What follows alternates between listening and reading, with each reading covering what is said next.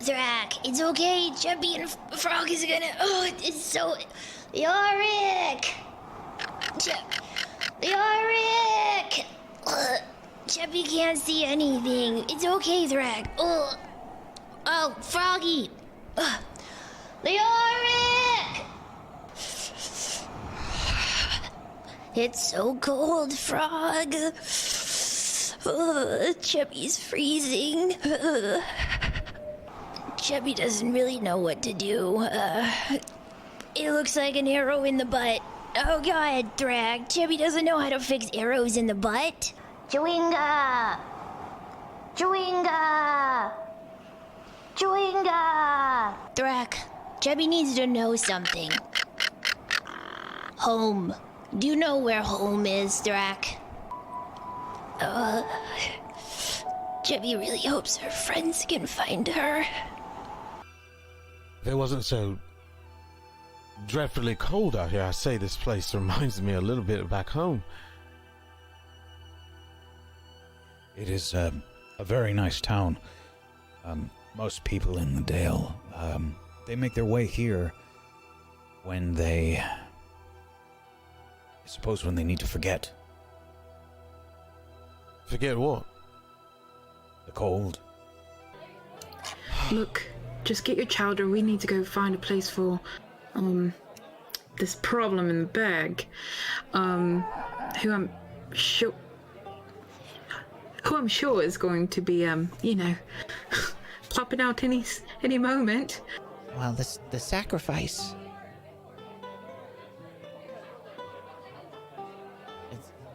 I can't remember what Tourmaline's is. I've only been here once before. Wait, what? There's multiple?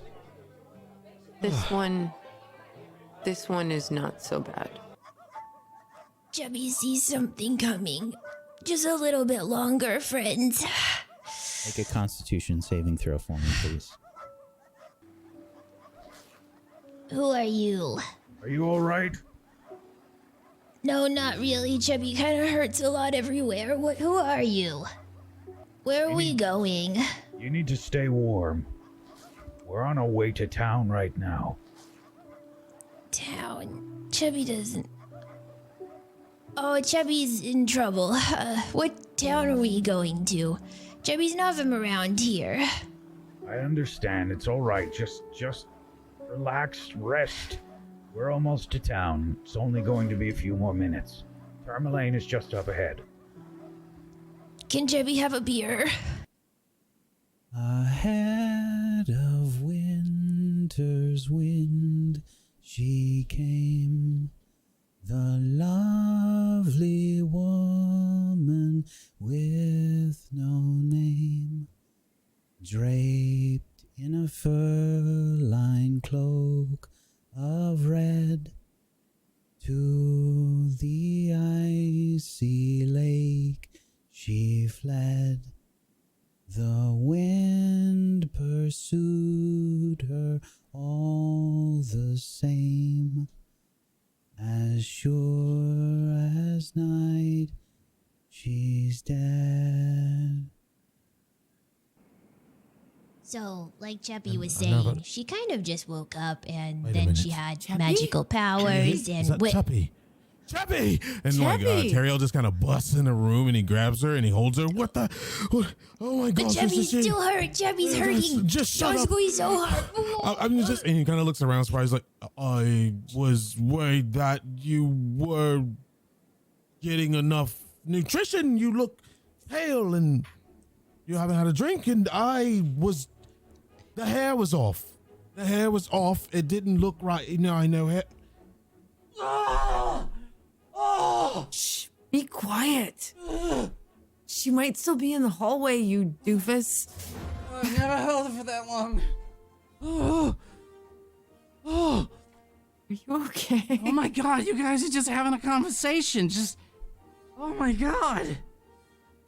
I mean, we found Cheppy, okay? That's really good.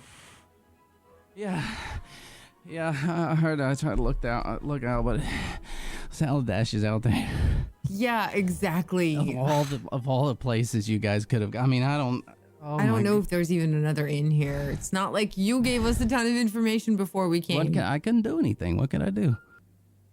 I was having a hard time finding someone that I thought would be safe to sell it. So I just had it. I kept it with me, you know? Just The killer goddess. It's funny to think about. Guess I should be careful. Andrea, protect me from the thoughts of being invaded by this. Can you not feel it? Restore my house. Slay anyone in my way. And right now, she's in the way.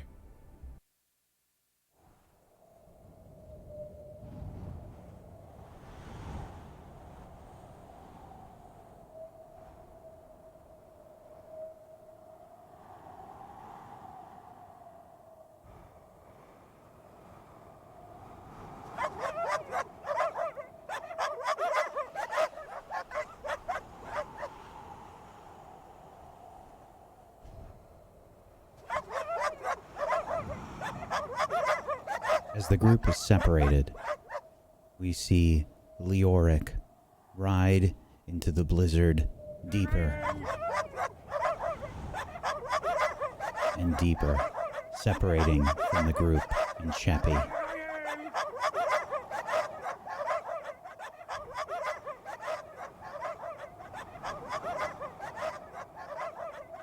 Wind blasts you in the face, Leoric. Snow falling from all sides makes it difficult to tell where you're going. You've seen Cheppy, and you've seen the group for a moment before you've gotten lost. The dogs, out of control, have been pulling you, with arrows sailing from all around as the goblin attack was underway.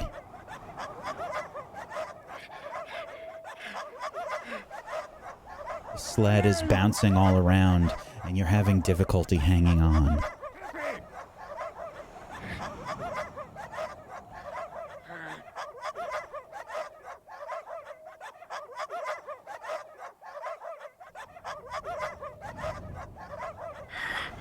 Jesus, help me.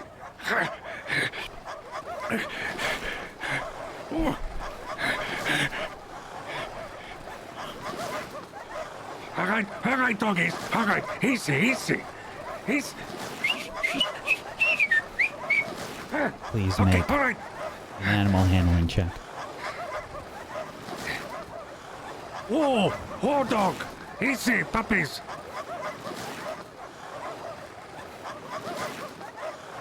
Did I roll it?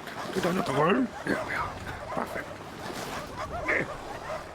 They don't seem to stop. You're pulling the reins as best as you can, but the sled is out of control. You don't know how long it's been. You don't know where you're going. Everything is white, and darkness is still all around you. It's tough to see. It's beyond cold. You can feel the snow clinging to your face, moisture just making everything so much colder as you are pushing forward into Azuth only knows where. What do you do? I believe Leoric will still fight with the reins and try to calm the dogs and try to steer the dogs maybe around back toward his friends. But unwavering, I think the dogs continue. He still tries, I think, in desperation to rein the dogs in. He whistles, I think, out of desperation.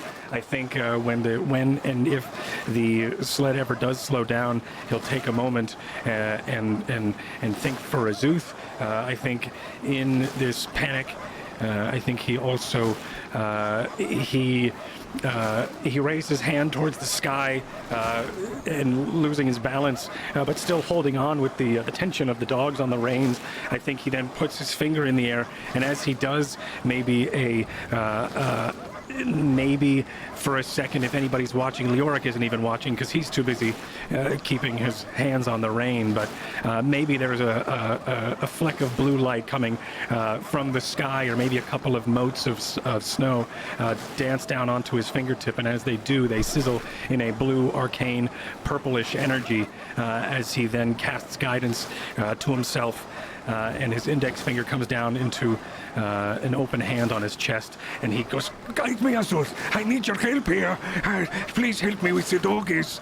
And I'm going to try, if I can, to steer this once again. I don't know if it's going to be athletics or an animal handling, but I'm going to do a check here to try to, if I can, try to calm the dogs or maybe even navigate where I'm going. Animal handling or a survival roll if you are trying to navigate. Now, the survival roll will be with disadvantage. Right.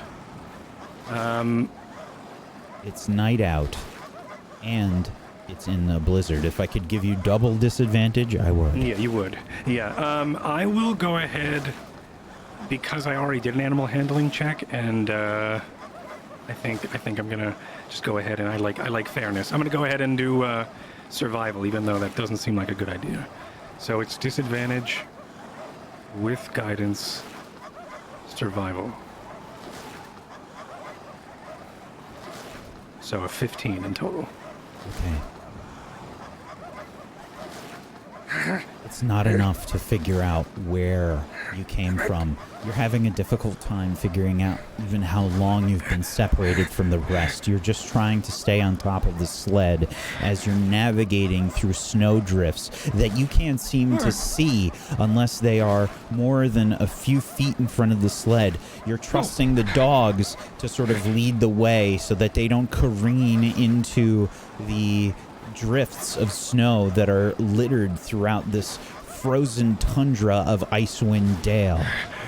Deeper and deeper into the darkness and the blizzard, you plunge, further and further separated from the group.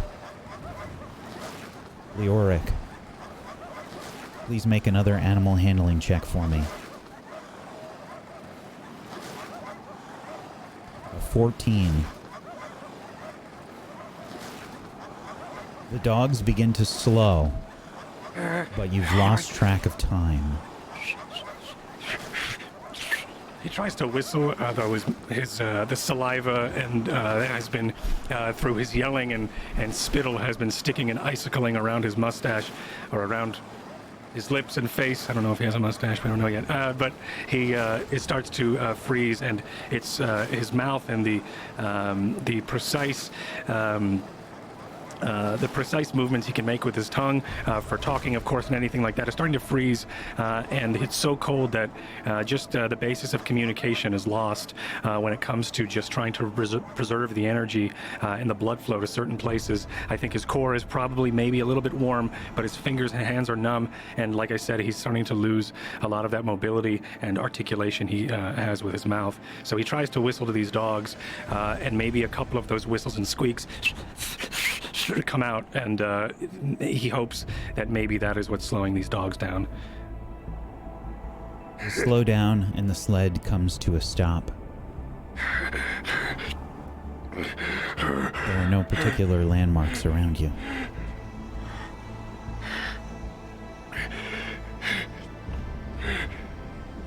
Okay, all right. And he takes the lantern, and he clicks back the hood of the lantern to expose the wick, and he does a firebolt off of his finger. A mote of purple flame shoots from his finger and lights the wick on the magical lantern as he uses it for warmth and turns the wick up to, I think, the highest setting so he can have maximum light, and also waiting for that glass to warm up so he can then hug his fingers to it to at least try to get some feeling again as he tries to also probably change between warming his hands and also trying to discover and see where he is. If there's any landmarks at all, check on the dogs, check on any of the the sled and maybe even backtrack a bit, maybe 100 feet or so, backtrack up where the sled came from. Maybe just out of desperation he would run, and then he would probably stop because he's tired and his legs are cold and exhausted, and he's just wasting a lot of energy, mainly on just this desperation of losing his comrades and losing really his way. So, you're trying to do a lot of things there. Yeah. Are you doing in the order that you described? Yes. Okay. Check the dogs. They appear to have calmed down. The sled is mostly intact. You can see that some of the leather flaps that are used to sort of protect some of the supplies and whatnot have partially come undone, but it doesn't appear that your supplies have fallen off. This is the sled that had the wood and the tents in it. As you go back to look at the tracks for where the sled came from, you can see for most of the 100 feet or so the direction of which you came from. But beyond that, the tracks have already been covered over. This blizzard is heavy. It's dropping a lot of snow fast. Leoric looks around and he just thinks about warmth. So he's going to take one of the logs and he's going to stick it straight up into the snow, lengthwise, and then put the lantern on top of it, balance it so it has some light, and turns the wick up a bit so he can get the maximum light he can. And then he's going to look for something sharp, hopefully, so he can start processing some of this wood and creating, trying to create a fire.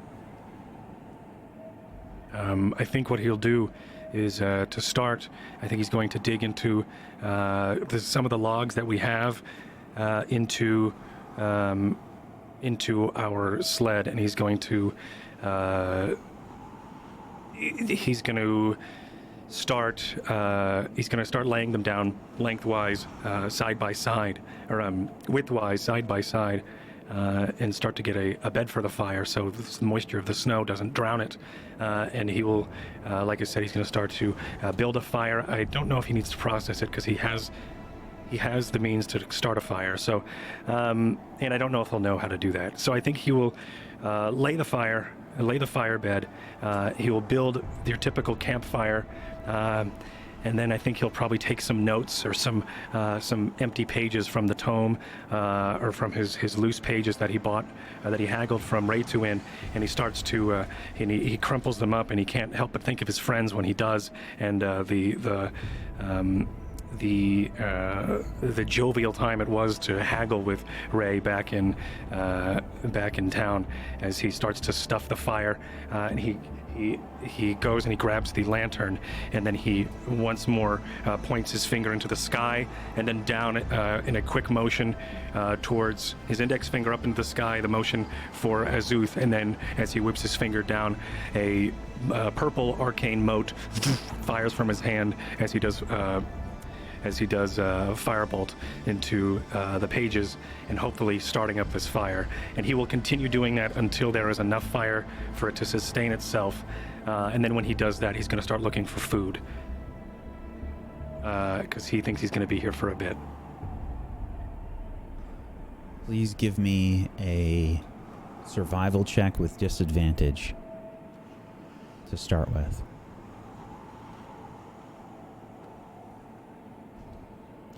You've set up your fire in a smart way. You've protected it from the elements as best as you could. With a few casts of firebolt, wood catches. Small fire begins to wrap itself around its fuel. It's hard to feel anything in the blizzard. If you can keep this fire protected, you think it could be a good source of warmth. He looks, he holds up the lantern for a moment and judges where the snowflakes are falling, and he's going to go over and grab the sled and try to scoot it as close as he can to create some sort of wind wall to protect some of this fire. He's going to then try to... I think he's going to start looking for tents and start figuring out where the best way and how the best way to at least survive this blizzard would be. Actually, I think he'll just stay inside the sled. And he'll do that by transforming into a gnome, and he will try to snuggle into the sled best he can to rest. But before he does that, he's going to try to make sure the dogs are okay, feed the dogs, and he doesn't necessarily wants to go, and he doesn't want to go back and turn around and find them. He has no way to go and find them. Unfortunately, this sled is not the sled with the food. Okay. Yikes. What do we have for spells? The wood and the tents are kind of the majority of the things that you could fit on the sled. They take up a lot of space.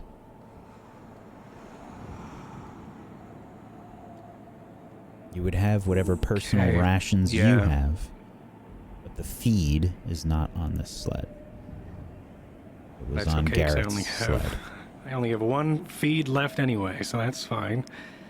Yikes. Okay. I think Leoric is going to look around for food, realizing the food isn't there, but he does have the rations, and he does break up the rations in small bites, one for each of the animals, or one for each of the dogs, and also one for himself. But he doesn't eat this ration yet. How many dogs are there? There are 3 dogs on this sled. Okay, so he's going to break up 2 of the rations for all of us, so a very small little bit, just to get us through maybe an hour or two. And then he will... I think as time goes on, or as the snow starts to gather on the sled and the fire, and he starts to maybe lose out on some of this wood, I think he goes over and he sits down into where he would fit into this sled, and he sits down and he takes out a wire and wraps it around his finger, and he just starts to whisper into it, calling for any of his friends. And kind of waits. What spell are you trying to cast? He's trying to cast, I think it's a message. What do I have? Yeah, message.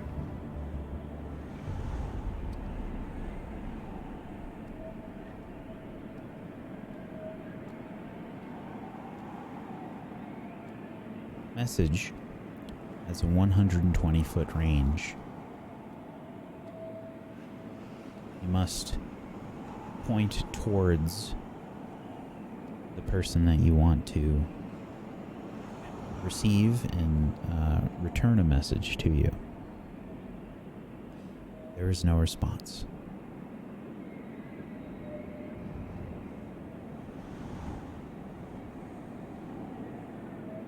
You're all alone, Leoric.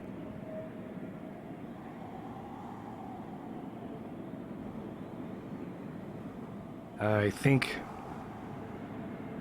Leoric,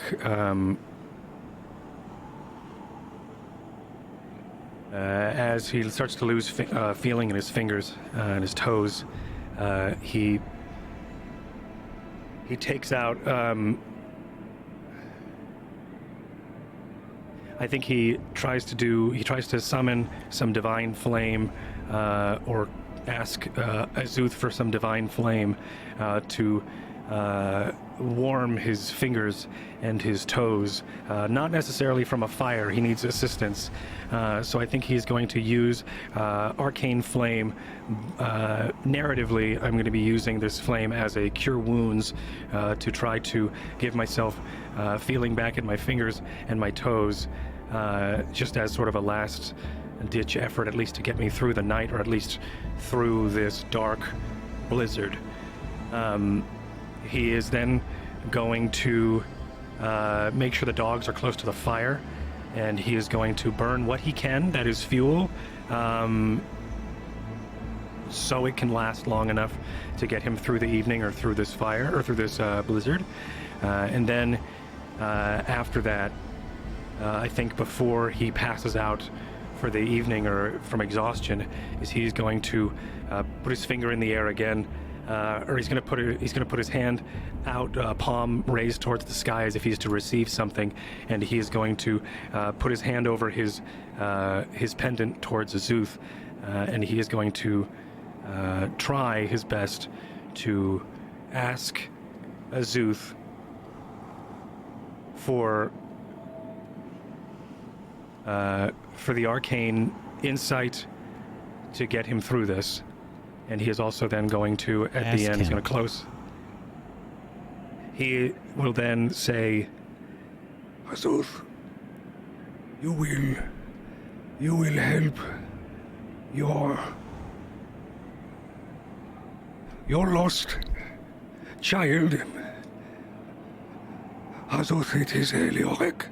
I know not many who are wishing or knowing of you, but I will, and I do, and I will spread everything that you wish to give. I wish to live through this, so I could then spread your good word amongst others, and I wish to get me through this. Help me if you can. I will and always be in your debt, but I am a bit wavering right now, and I need your help. I need your help so I could get out and start. I need to live. I need to live so you can as well. Please. And as he closes his hand, as if he is to receive something, both of his hands are going to flash a purple light, and he's going to cast Spare the Dying on himself, and then I think he's going to pass out. Please make a Constitution saving throw with disadvantage.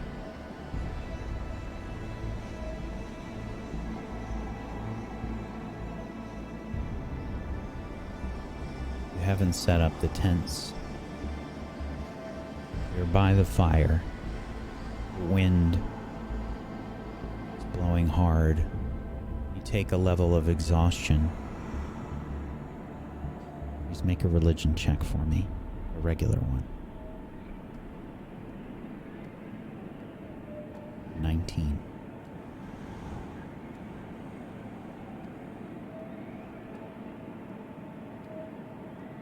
For those that seek knowledge, for those that seek the arcane, for those that perpetuate magic, I grant a boon. Leoric! Leoric!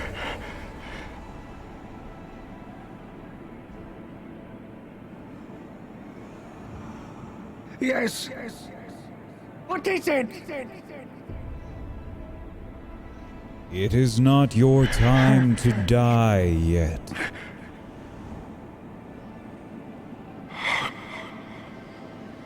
So?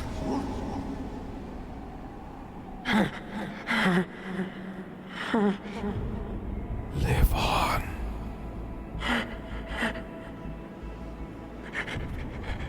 I need the warmth and the strength so I could move. I cannot move. I cannot. I am freezing. I am trying, but I cannot stand. Use your mind, Leoric. You have the tools before you. Your mind has not failed you. It is still strong.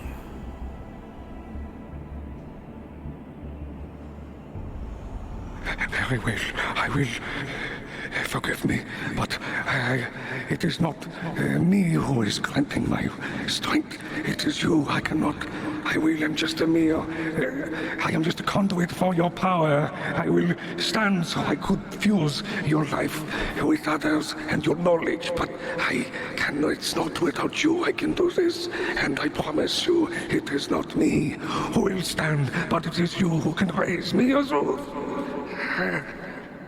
While you're stammering, the snow begins to swirl about into the face of an older man, snow white beard and eyes. You can see a face in the snow, blowing about but seemingly unmoved.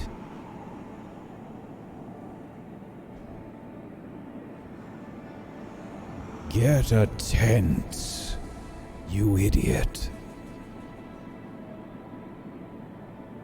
Yes, very well. I will.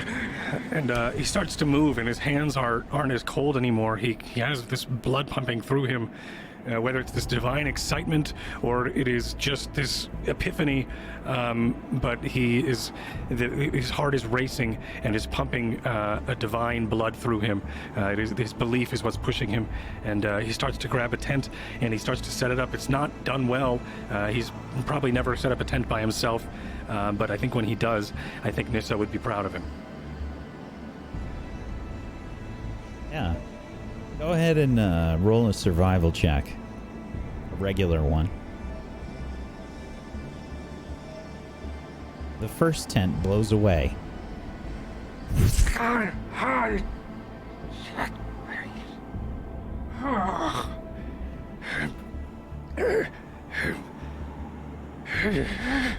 And he goes and he starts to try it again.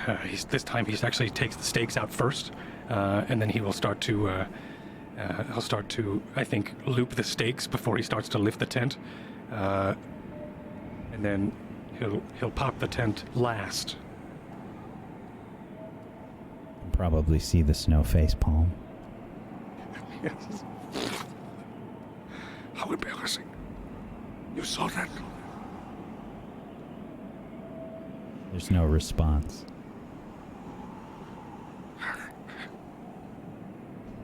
Well, Start to set up this next tent. Make another survival check.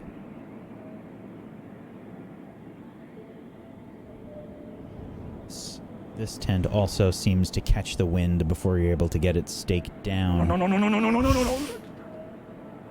There's only 2 left.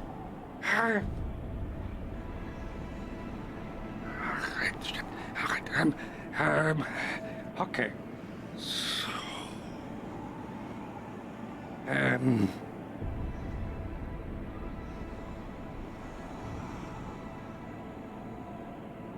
I think what he will do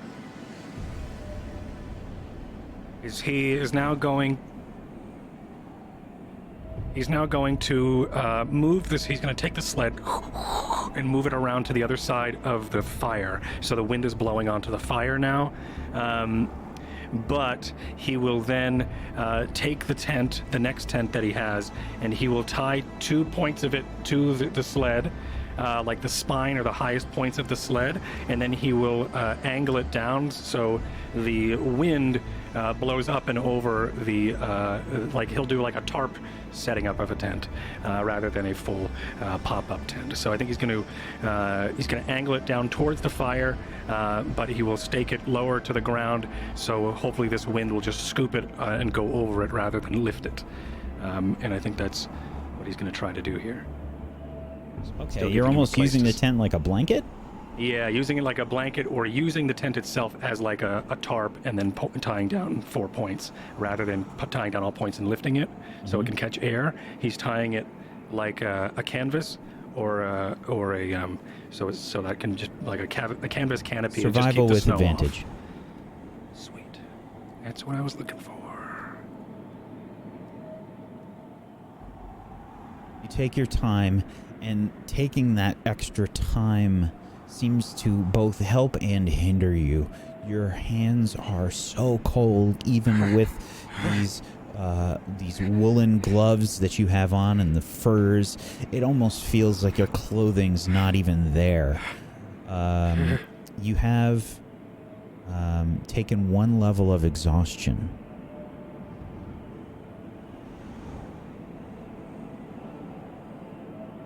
But you get this tent up. Perfect. Where is my exhaustion on the sheet again?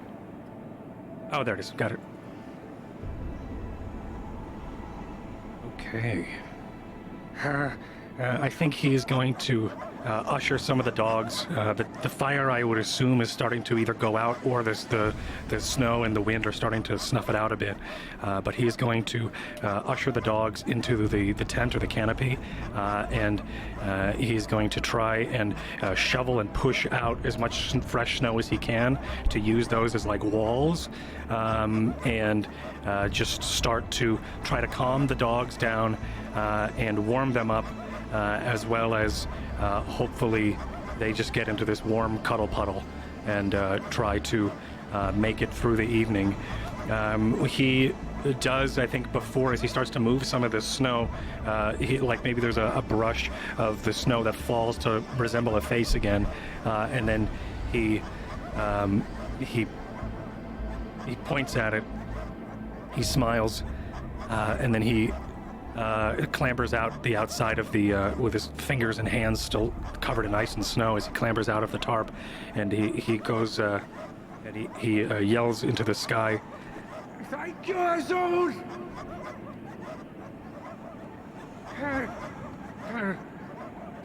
And he clambers back into the tent, and starts to try to hunker down and wait. The dogs follow you in.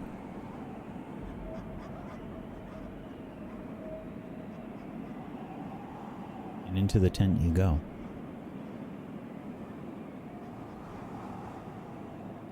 The dogs sort of all pile up on top of you. There's not very much room in here for 3 dogs and a person. It's extremely, extremely uncomfortable. This is... Oh, you are very heavy. Okay. Okay, good doggy. There you are. Are you still in your gnome shape? No, I think he was in a gnome for a second, and then was trying it out, and then everything else happened, and he went back into Leoric form. But he may... I don't know if he's thinking clear enough to shrink. I think he's going to be Leoric. Just try to find a position. All right. Snow rages on. The dogs and yourself try to stay warm. It's easier because of the dogs, but it's still extremely cold. Time passes. Are you staying awake? Are you trying to sleep? Trying to sleep. Trying. But I don't know if it was me, I don't know if I would be able to. So I don't know if Leoric would be able to either. Make a Constitution saving throw. You have exhaustion, but that doesn't matter for saving throws, so roll a normal one.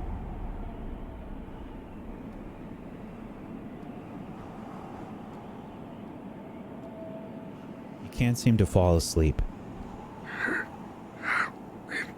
Move over, dog. The dogs are heavy, and sometimes it can be very difficult to sleep with pets around you, especially when they move a lot, and they are large, husky-type, wolf-like dogs. This was way better on hindsight, but this is not... I'm glad you're asleep. The snow and wind rages on.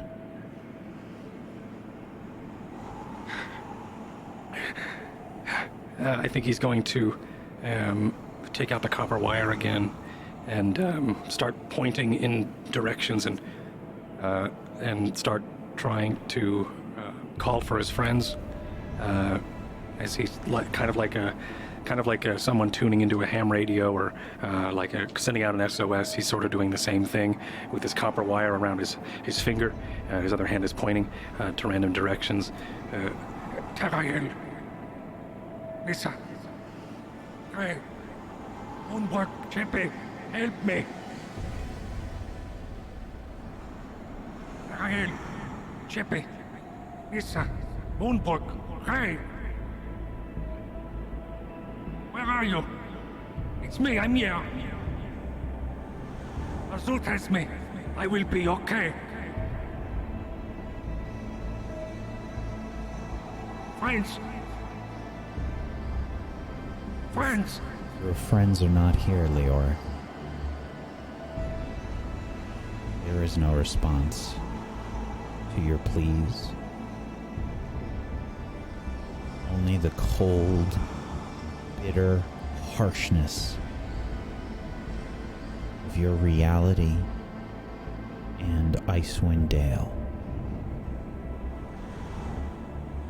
I think Leoric, with his copper wire still, he looks up, talking into it, drops his hand that was pointing to different things and in different directions, and I think he does one last plea. Azul, I ask of only one more, if you may. Please. I do not know how long I could last out here, by myself and with these dogs. But let them know that I am okay. Please.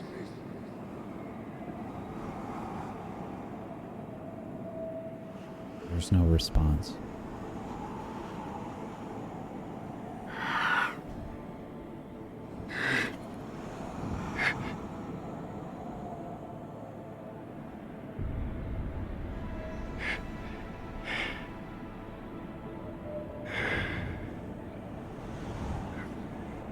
It doesn't look like the storm is letting up at all. There's no response, and there's no letting up of this storm. It continues on and on and on. Hours pass. I need another Constitution saving throw, please.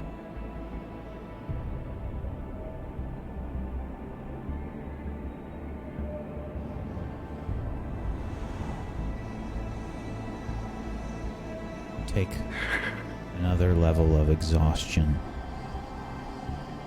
and you pass out.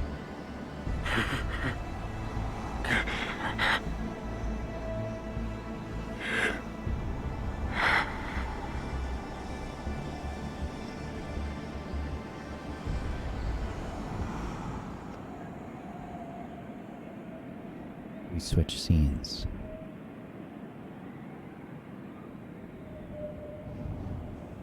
The wind is similar in Tourmaline.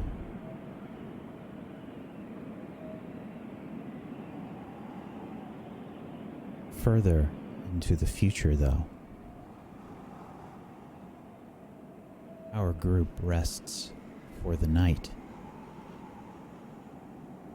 Teriel, having just seen the Frostmaiden O'Real in the sky atop her large flying bird, a rock,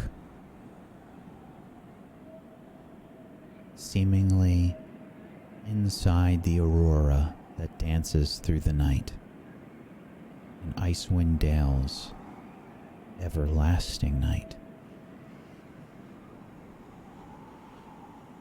The group rests, sharing 2 rooms for warmth. Cheppy, Ray,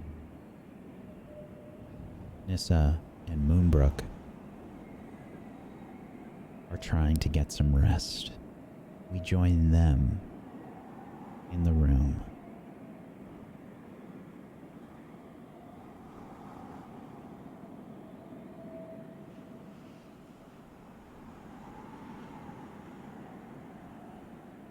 So, Ray would be probably still under the bed. I don't know how long we've been in here, though.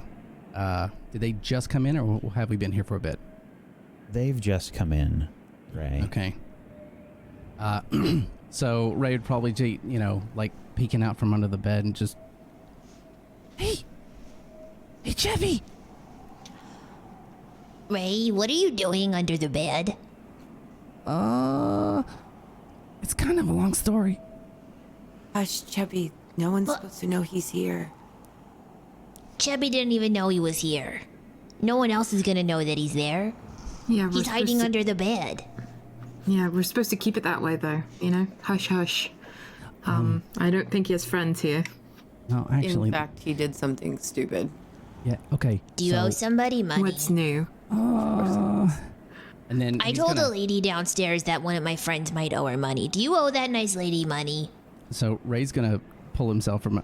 If the door's closed, Ray's gonna pull himself out from under the bed, and just sort of still stay close to the floor and be like, that guy you're with, I took something from him, and he might want me dead. Are you the one who took his stuff? He was just telling me about the fact that someone had stolen all his things and he didn't know who it was. I didn't steal all his things. I stole just a few things.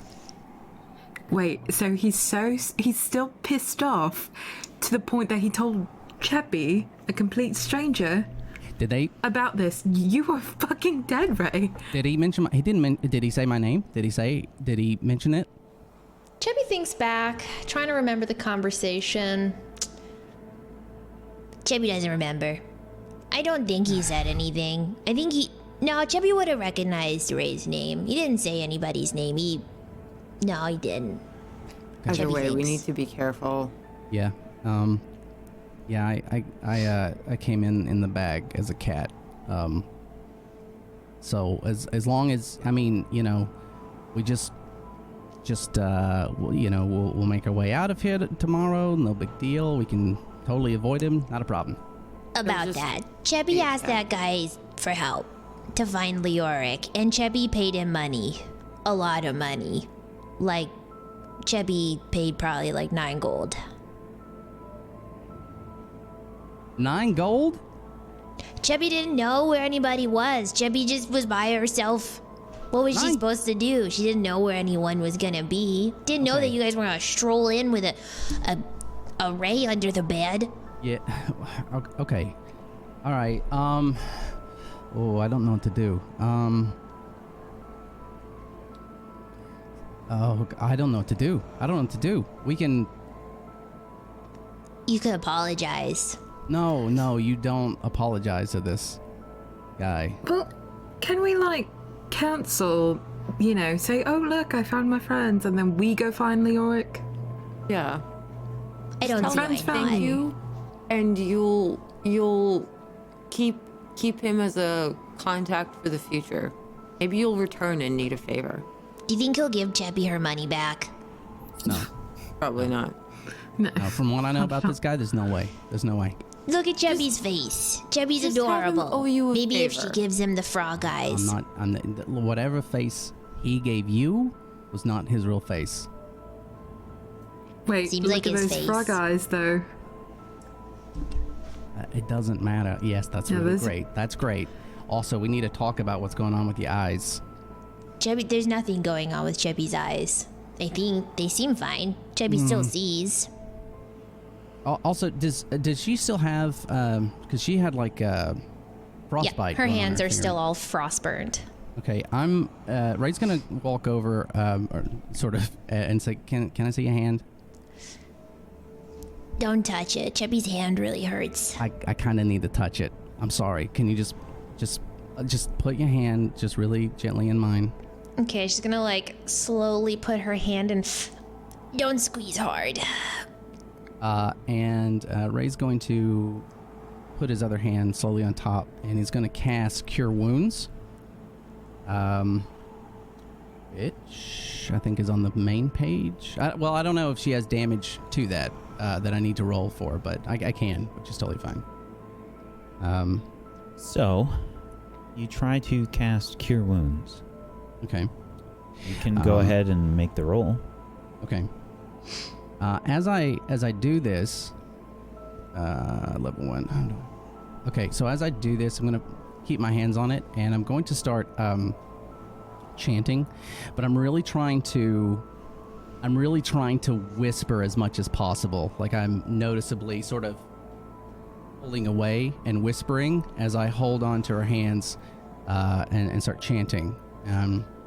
And as I do, sort of like a blue ethereal sort of vine starts wrapping its its way around both of my hands while hers is in between them. And after a few minutes, it just sort of breaks apart, sort of crackles and falls, and then I release her hand. There's some feeling that returns to your hand for a moment, Cheppy. However, This feels pretty good. the frostbite doesn't seem to go away, and you slowly lose the feeling. It doesn't feel great, actually. Chappy totally. It still burns. That didn't fix it?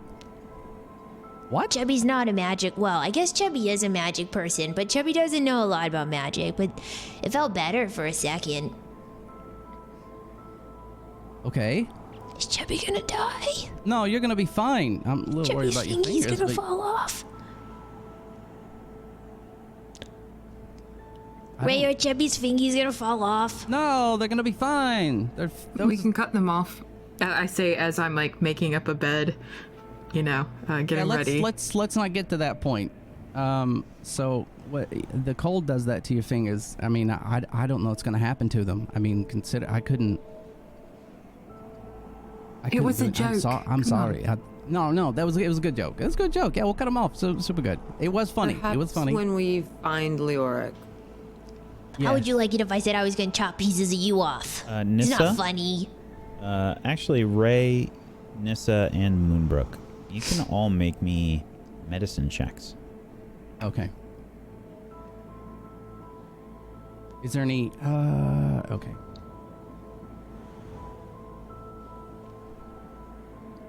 So, Ray, you've never actually tried to fix frostbite before with your spells, with your magic.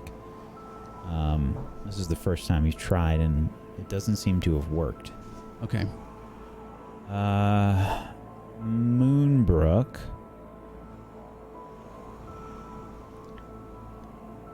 You would know that she will probably lose her fingers, potentially her hand. You've seen this before. I don't say anything though. I'm not telling her that.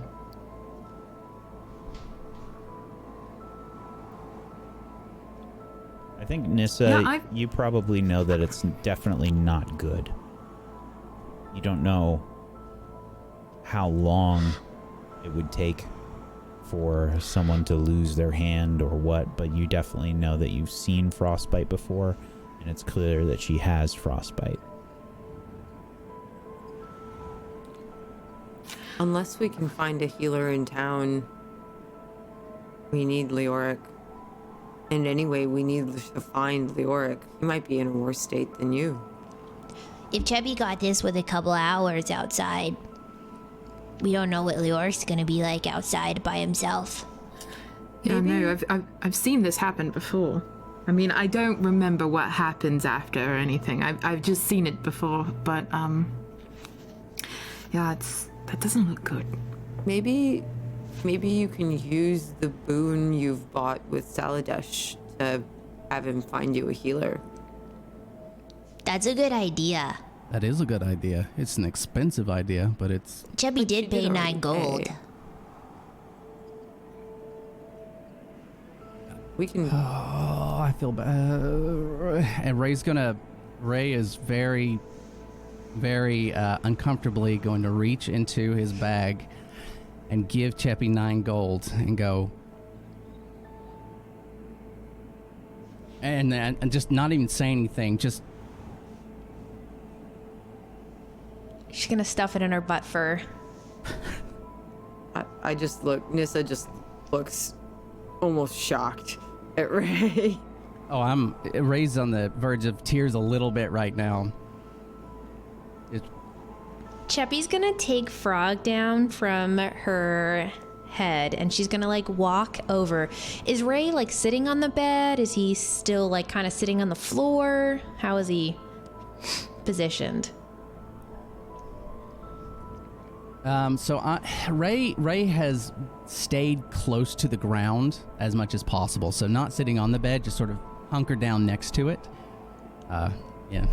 Cheppy's gonna take Frog over and place Frog next to Ray's cheek and just like push his little face into Ray's face to okay. Thank you. It's just, look, you're gonna need money if we do find a healer. I have no idea how much that's gonna cost, okay? And you're gonna need your fingers and, okay. Thank you. Chubby and Frog appreciate it. Thank you. Okay. It's good, Frog. It's okay, don't cry. Chubby won't lose her fingers. Oh, yeah, okay. I'm sure that's why you're crying, isn't it? Mm-hmm. It's important. Okay, so did I hear right that tonight's it is the sacrifice, right? So we're gonna have to It's like any moment. Okay, so we're gonna have to get together as much as possible for body heat. Yeah. The only thing Chubby's super down with cuddle puddles. She's used to those in the Fatum. Okay, so and Cheppy is super warm, so as much as possible, you need to crowd around her as much as possible. And then we'll just, I don't know, we'll just sort of, I'm not trying to be uncomfortable, but we've got to get as close as possible. I don't know if we can all fit on the bed, though. Hey, I've lived here for a long time. It's not a issue, I understand. I know, I just don't want to make assumptions. No, there's a blanket on the bed, right? Yeah. So we'll use that, and we'll get as close as possible, and we can all maybe sit on the bed and sit against the wall or something. Push it against the wall and use that as a, resting against. What if we sit in like a circle and then put the blankie around us all? We can sit like a little fort. Keep all the heat in. That might work. I don't know if I would fit on the bed, but I can sit next to the bed and like lean on it. Definitely can't all fit on the bed. You could fit 2 people on the bed uncomfortably. It's like a twin bed. What's the bed made out of? I would assume it would probably be stuffed with like wool. It's probably my guess. Is it like a blanket or like some type of thing that's been stuffed and laid on top of wood? Cheppy's gonna run over and rip it off the bed and lay it on the floor. Now we can all sit on the floor. Okay, that's fine. And then I think I'm gonna sort of. Ray's Just gonna to be tuck clear, himself. Yeah. Destroy the mattress. Well, it's not destroying. I want to like take it off of the wooden frame and lay it on the floor so that there's just like a wooden fluff on the floor now. Was it tied on? Did it rip? No. Okay. So I'm sort of gonna start putting myself back underneath the bed a little bit and say, I'm sorry. Can you just come a little closer this way, please? And then Cheppy's gonna like turn the bed a little bit so that it goes underneath the actual bed, so Ray can kind of sit on just like a corner of like the warmth, so it's You're not doing just this on the with ground. one hand? Oh God, yeah, I We'll guess. help her. Cheppy's probably still going to try to use both hands. Like she's still not used to the fact like You this can't thing is grab not. with your other hand. The hand that's Yeah. got the frostbite. Can Jeppy have help? She can't really move her hand. Yeah, we can help you. Of course. We just pile ourselves and all the things around us into a pile on the floor next to the bed, I think. Okay. Yeah. Yeah. It's gotten colder in the room, by the way. Yeah. I think it's starting. Yeah, it's for sure starting. All right, Cheppy's gonna sit down and like put her hands out so that whoever wants to come and cuddle can come and cuddle. So I'm trying to stay under the bed as much as possible. So however close you guys are, I'll get as much as I can close to you guys, but I'm not getting out from underneath. Moonbrook, make sure you check my message on Zoom.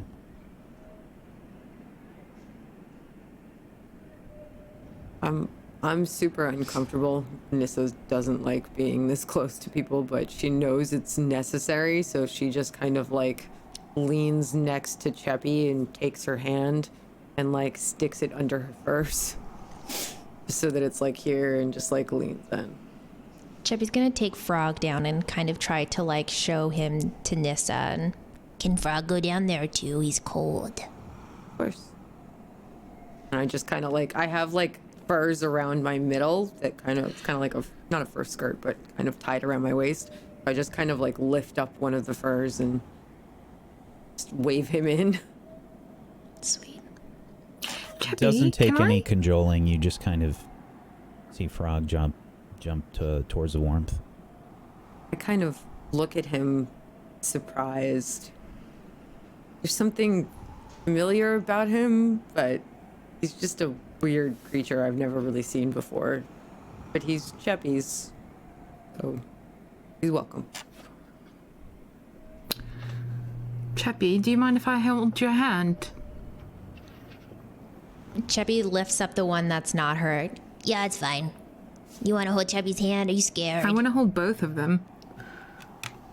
I immediately like start lifting her hand towards Moonbrook. I'm just looking at it. You know, I've seen this before. I just want to look at it. Just don't touch it too bad. It hurts. Yeah, I'm not touching it. Don't worry. She's gonna lay her hand You can feel this. into Moonbrook's. Does it look bad? I mean, it looks like frostburn. I'm sure it's gonna be fine. And she like gently pats it to see how she reacts.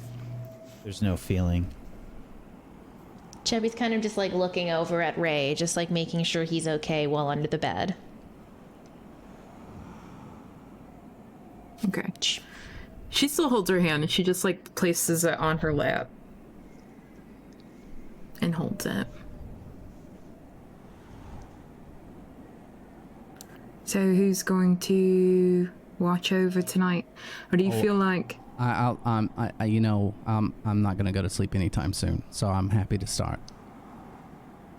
Jeppy hasn't slept in a long time. She spent a lot of time outside and had to concentrate Jeppy should and sleep. stay awake. yes, go to sleep? I can take darling. a watch. Yeah, that's fine. Yeah. I want to take a watch as well. So Okay. That's. You have a preference for who goes first, or you care? whenever. Okay. Fine. So Jeppy can go to sleep. Yeah, you go to Yeah. sleep. You go to sleep. I'm sorry.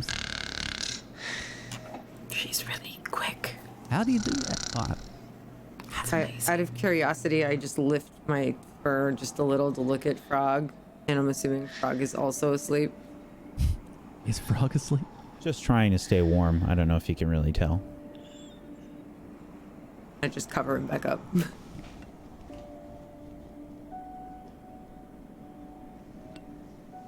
I'm really sorry about this. I know it's an extra. It's a burden. I'm sorry. I know we haven't had a really a chance to talk, and I mean, honestly, you guys could move on if you wanted to. Move on? Are you kidding me? No, it's fine. You know, You've proven yourself as a member of this group. yeah. You've helped save us. We're not just gonna leave you now. You may have been an idiot in the past, a very recent past, but you were also there for us. And I know, yeah. That's worth a lot. I'm really putting you guys in a lot of danger here. Like, yeah, I mean, if you knew some of the stories that I heard, even if half of them are true, just you.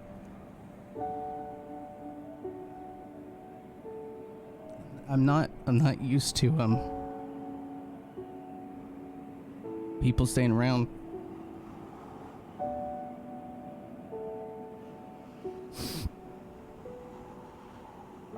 Neither are we.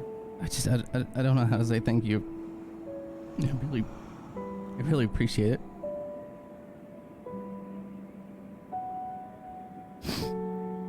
Don't sorry. say anything at all. No, you're fine, alright? You don't have to thank us. It's not noble what we did. We just... You know, you're my friend. I guess. I guess. Why don't you get some sleep? I'll take first watch. Yeah, okay. Okay.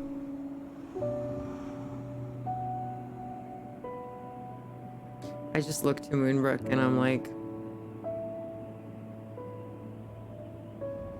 it's strange to find another person who's all right here.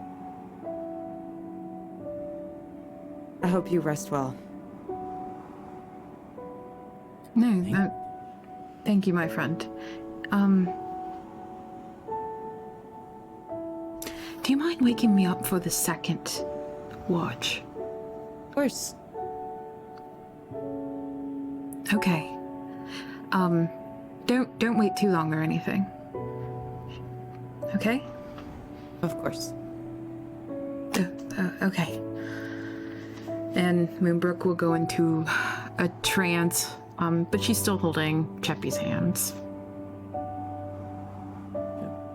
I just put a hand down on where Frog is and just kind of hold on to my halberd and keep watch for a few hours.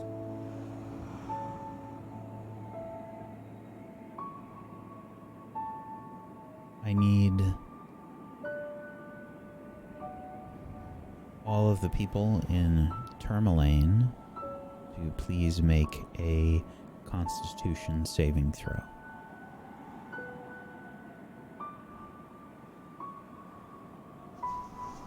Cheppy still has a point of exhaustion. Would I do... A regular one. Okay.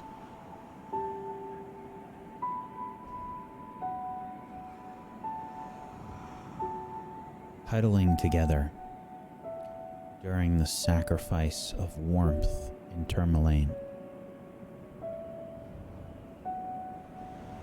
you find difficulty staying warm, even with friends by your side.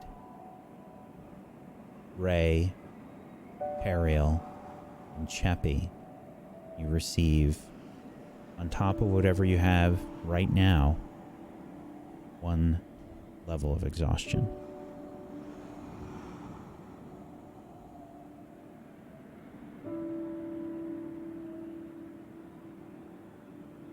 It's so cold, even with the building to block out most of the wind. The cold is leached or the heat is leached from all around you.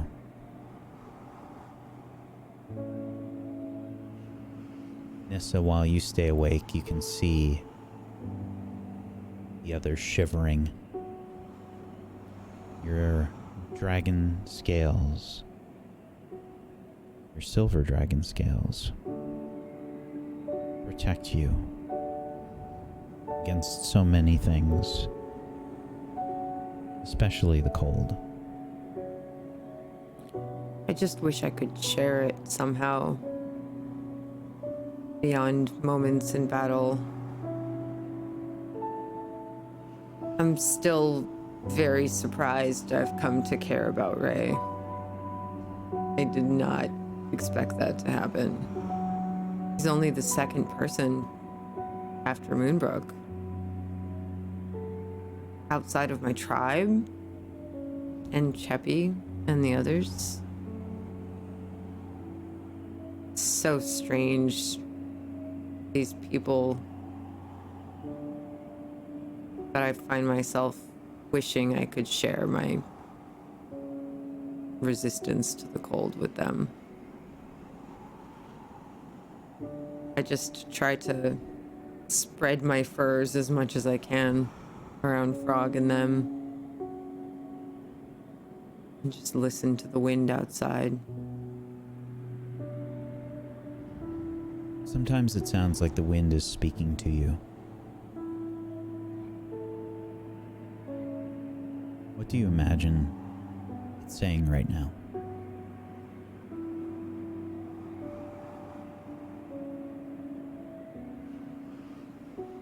I start thinking about Leoric and wondering what happened to him, wondering if he's even alive. Wondering if we'll be able to find him, knowing how incredibly unlikely that is. Worrying a little bit about how Teriel will react if he's gone. I wonder if the wind reminds me of his voice a little bit. And I just sit there hoping. This world is so harsh and these people are not prepared for it. I don't know if he's all right. I don't know if any of us will be all right. I do feel like we have to try. We have to try and find him. We have to try and help Cheppy. And we have to try and find Leoric.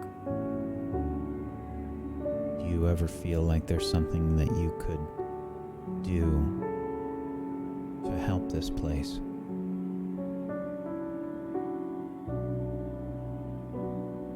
I don't know. I came here for help. I came to the 10 towns to get help for my tribe, and I found mostly revulsion and dismissal. Moonbrook was the only one that gave me a chance.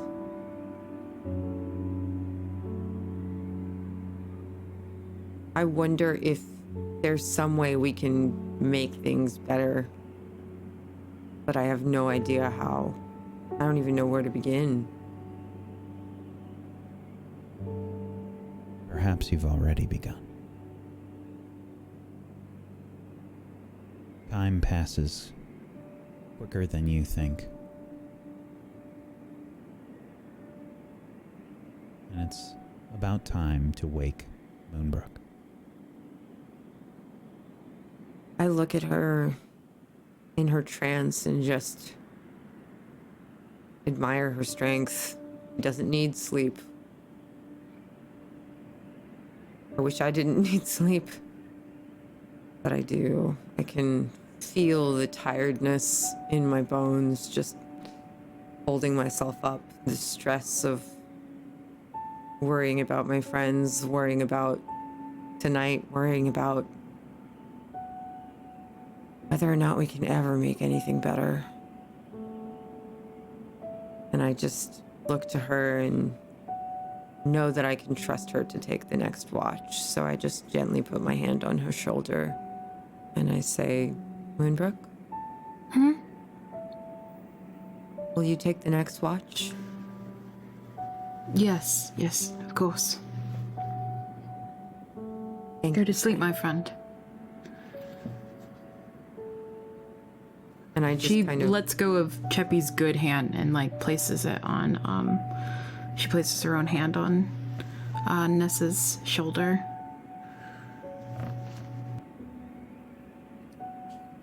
Just a silent moment, yeah.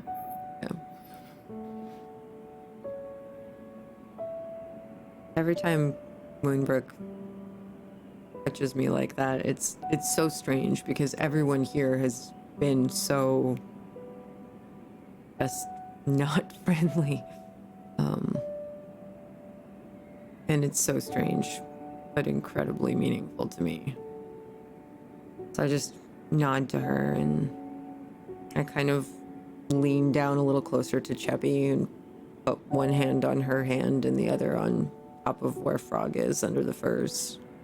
And just look at Ray kind of asleep. And then I also sleep.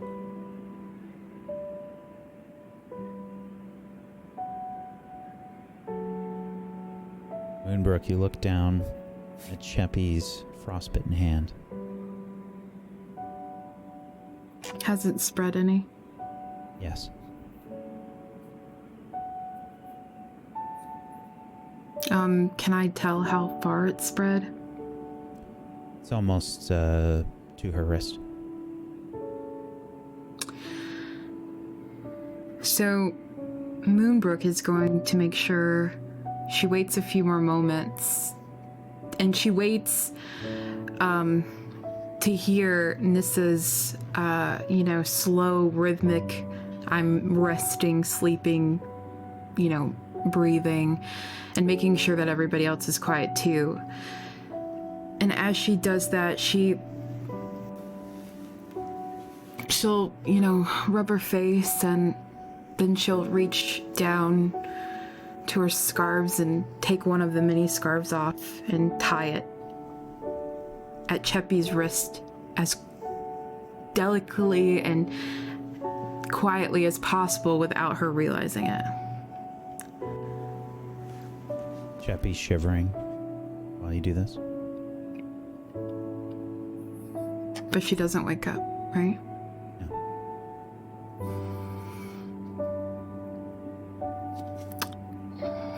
I've done this before.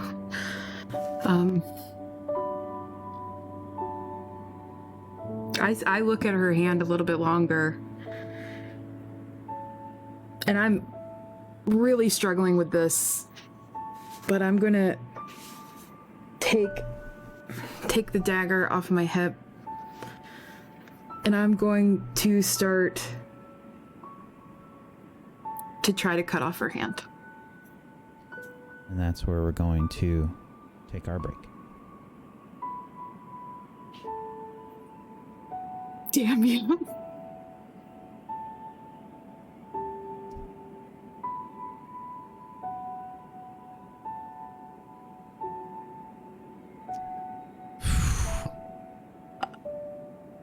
So, make sure you're following all of these lovely people, please.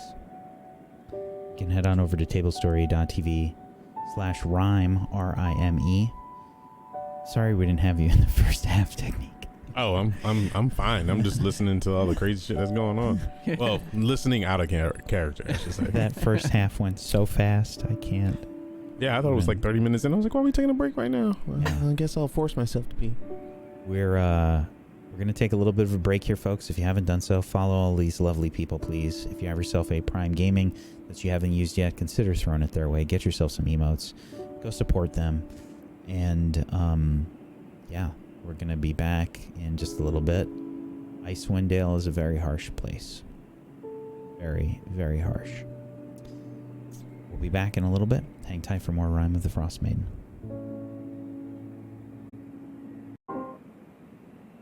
A horrific scream echoes through the night. Teriel awakens.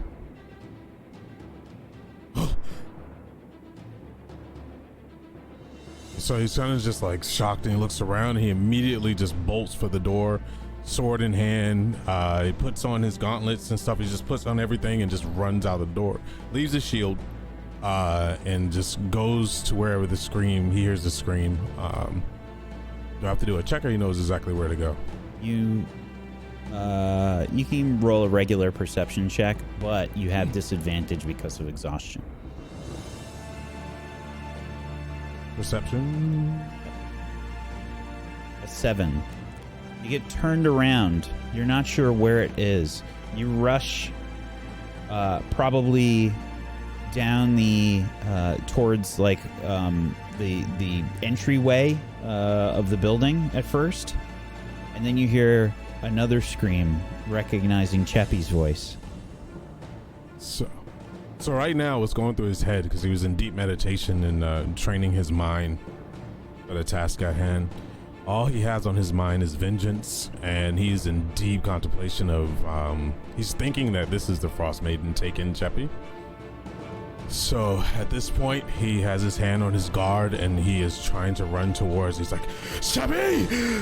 Then he just kind of runs and I guess finds the door. And do I need to? I want to kick the door or go through the door if possible. Do you just try to open it? I just try to kick it open. Kick it open. Give me an athletics check. This is a 19. The door bursts open. You see Ray, Cheppy, Nissa, and Moonbrook. Moonbrook and Cheppy are covered in blood.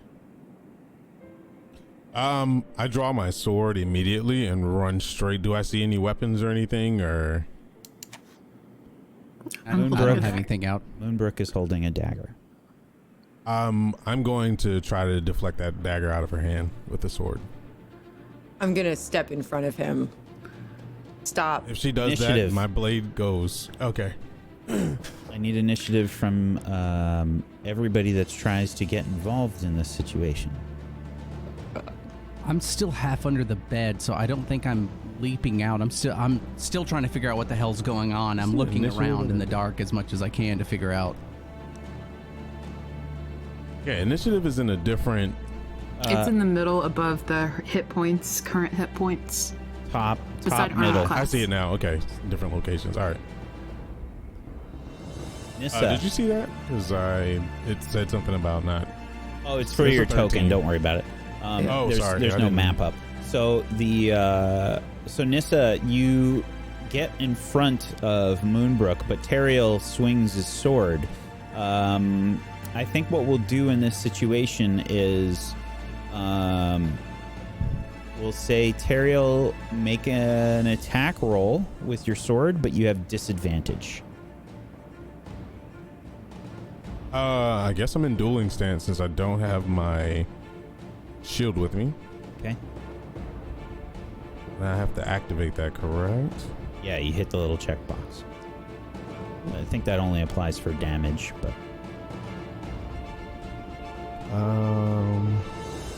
Okay, I see it. So, as Nissa gets in front, I think you sort of lose power with your swing, seeing her sort of jump in front. She deflects your sword, spinning it out of your hand, and it lands buried into the wall, partially sort of. What do you do? Out of the way! What are you doing? She did what she had to. What do you mean? She saved her. Cheppy's Nissa, let me see. What happened? Wait, can you Why heal is she her? attacking her? Cheppy's head. Heal her. I guess. And he's gonna pull What? You himself. healed her. Ray's gonna pull What is himself wrong? out of the What bed. is wrong? You cut her hand off? She was get out gonna of the lose- way. Get out of the way. Get out of the way. She was gonna die. He's gonna do the same thing he did yesterday. Put his he's gonna grab it pretty forcefully, just the stump, and he's gonna cast Cure Wounds. Oh shit! I'm on the wrong page.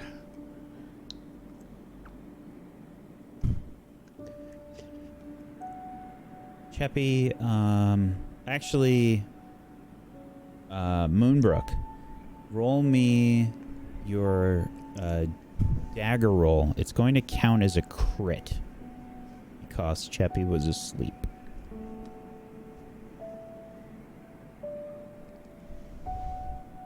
Give me damage.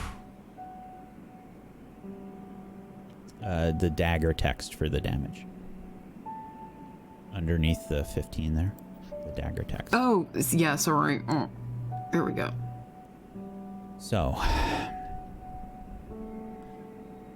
this counts as like a sneak attack. Like, this is very painful.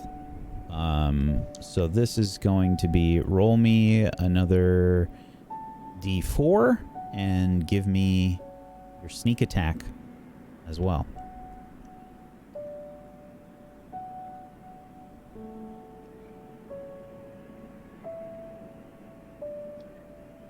Oof. Damn you. And sneak attack? Oh, and sneak attack? Oh my god. I'm so sorry. And it's double sneak attack. So give me 2d6. You're at 2d6 right now for your sneak attack. So give me another 2d6. 20 damage. So, does my... All right. Cheppy, how much HP do you have? Cheppy is currently unconscious after screaming. All right, so Terriel's pissed. He kind of just bowls past Nissa and heal her. Ray starts to heal her. He looks at Moonbrook. He's really upset, and he looks at Ray and he's like, "How could you let this happen?" And he casts. Did you want her to die? Cheppy takes a breath. Would you rather she just died? Cheppy takes a breath as Ray begins to heal the wound. You see the blood start to slow and stop. You're healed for 5 HP, Cheppy. But she's like noticeably out of it. How bad does the wound look after I heal it? Blood stopped, but her hand is gone. It's gone, so there's...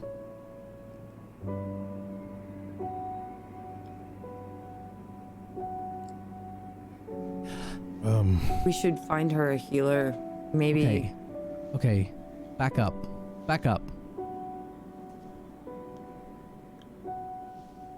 I understand what you did. I'm gonna... Moonbrook? While he's talking, I'm gonna cast a spell. She had to do this. I'm on your side, Moonbrook, okay? I understand. You don't, this There is no understanding. She should have consulted us all. No, I didn't. It's better for her not to have known and not to have... She was sleeping. She didn't feel anything. There's better ways to do stuff, Moonbrook. This was gonna happen. Oh, yeah? Well, you should have fucking did it. She would have died. No, really? Yes. It's my fault that I'm in a different room. She would have died. We did the best we could. Just back up. Moonbrook did the best she could. Back up, Ray. I need your help with this. So he kind of goes through his pack and brings out a vial. He cracks it open his teeth and he's like, "Let me see the hand. Hold her hand." Okay. Or stump, I guess. I'm gonna cast Bless. Which is...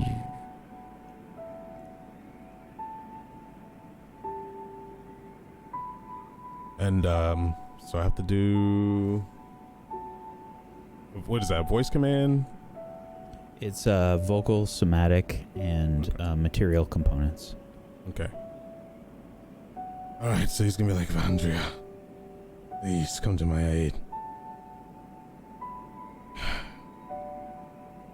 He just takes the water and holds her hand and he just sprinkles it across from the good part to the bad part.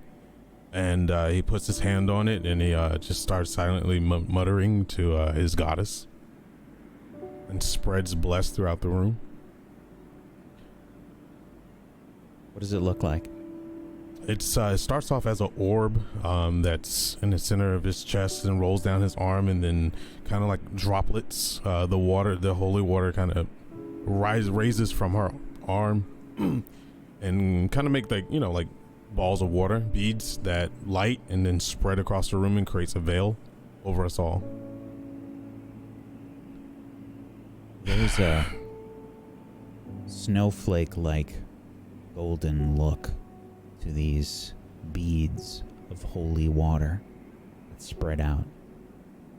Ice crystals form. So what Bless does is should add to attack rolls and saving throws, a d4. You get one. While he's doing this, I'm sorry. Does it work with healing or anything of that nature? No. While he's doing this, and while this starts, Ray's gonna actually let go of Chappie's hand. Go, I'm sorry, and he's gonna run over to the window, and he's gonna he's trying to push, because this is bright, right? I mean, there's light inside this room, so he's trying his best to block out any light that can get through. Like he's, you know, grabbing his cloak and he's trying to put it over there, and he's just freaking out. So he's gonna perform lay on hands on top of this. Okay.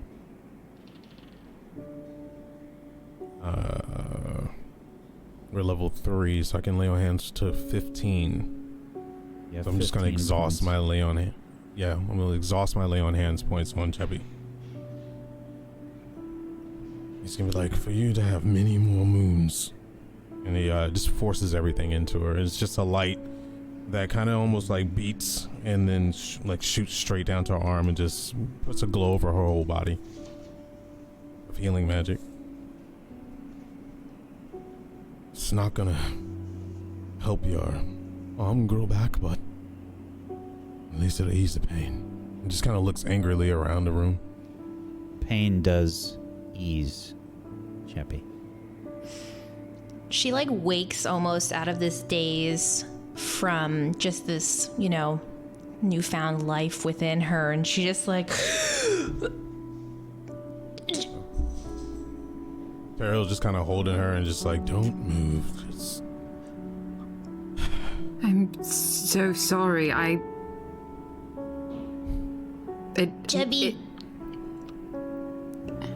Chubby trusted you. She did it to save your life.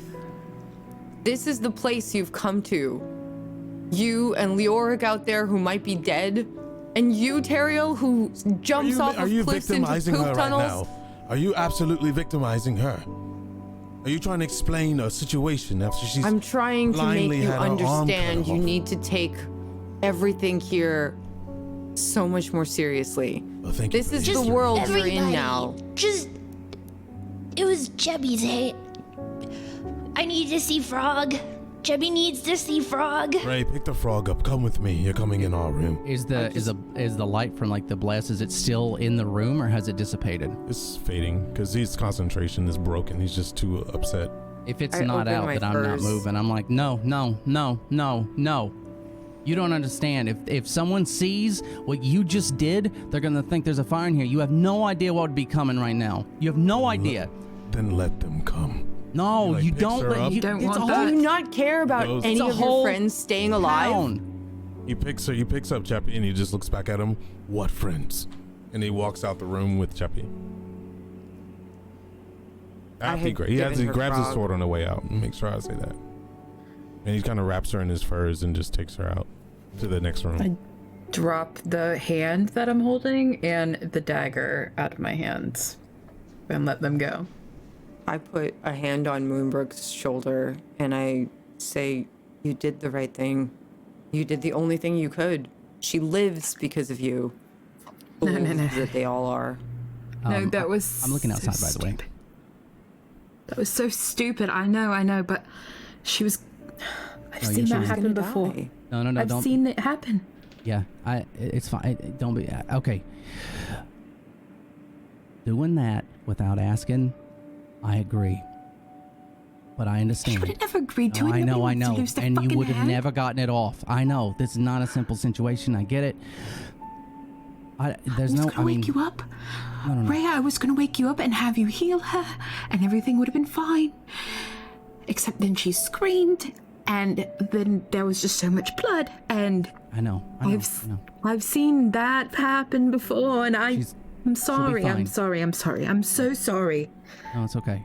You saved her. You have did. nothing to apologize for. And she'll get to that point. There's just so much blood everywhere. Yeah. There's so much blood. There's so much blood. You did what you could. You did what you could. And Ray's still like talking, but still looking out, trying to see if anyone is peeking out of a window or looking in that direction, or in our direction. There appears to be a few people in heavy winter clothing outside, not specifically your window. Okay. But there's a few people outside. Let's say 3 of them. Okay. Are they turned towards us?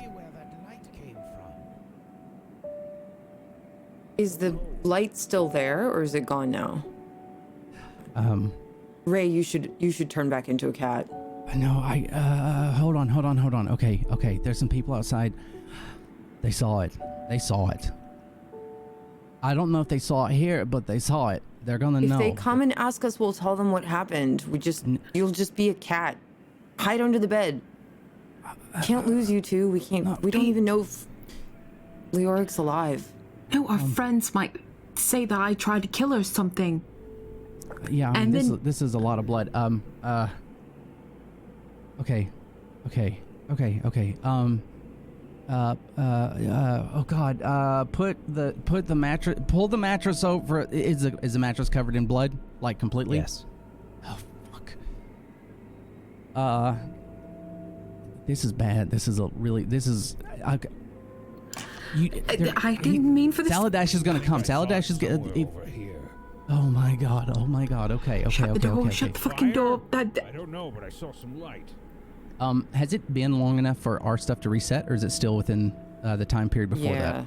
You have not gotten a full night's sleep.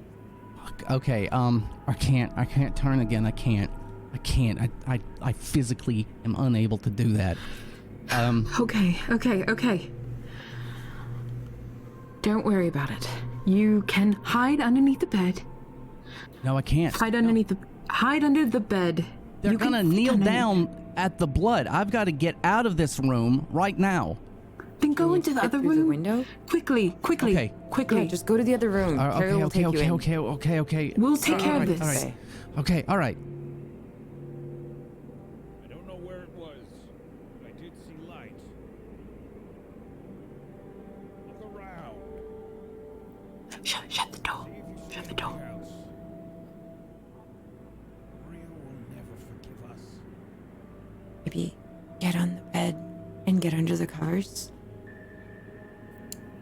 Yeah, let's pretend that you're asleep and or here, and she'll take some of the blood and smear on Nissa. You just were eating dinner, yeah? Okay. Yeah, sure. Yeah. Okay. And I joined you for this meal of. Do we have any rations that were bloody? Do you still have the Yeti meat or? Did we have that with us? Do we have that with us? I don't think so. That would have been probably with the sled. I don't think you guys really. You barely brought. Well, we finished it. You barely brought the bag. We'll just tell them we finished it. I was finished- hungry yeah, in the of night. course. And I am trying to be like you. Yeah, it's fine. This is fine. We can work this. We can do this. But what if they say there's light? There was warmth. We'll say we don't know what it was from. Right. Okay. It's not here now. Yeah. They can prove nothing. That's fine. That's fine. Yes. Just in case.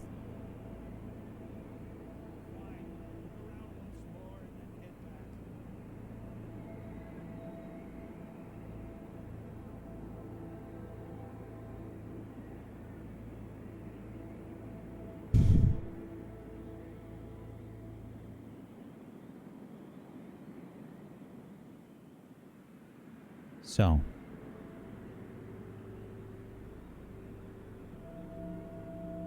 It was low volume on purpose, by the way. But it was there.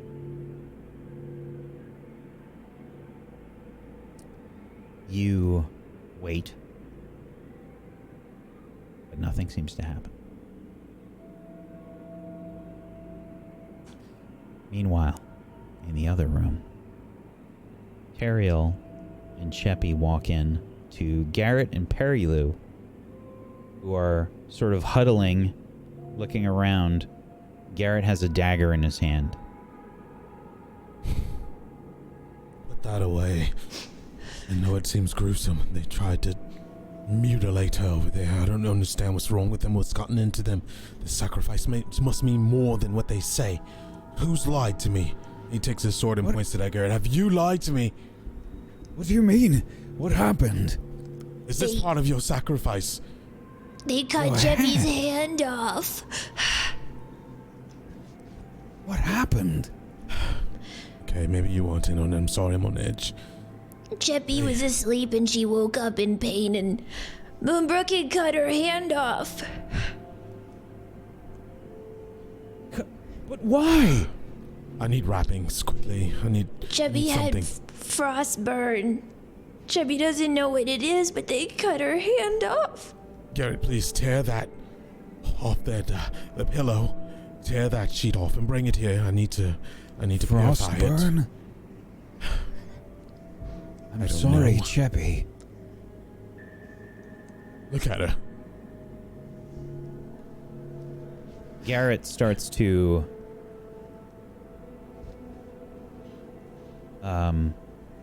grab some cloth.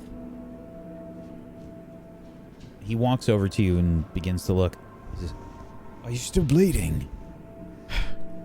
Cheppy's not bleeding anymore. It was, but I think Teriel helped. Yeah, lay it flow. He takes some more holy water and just kind of like dabs with it.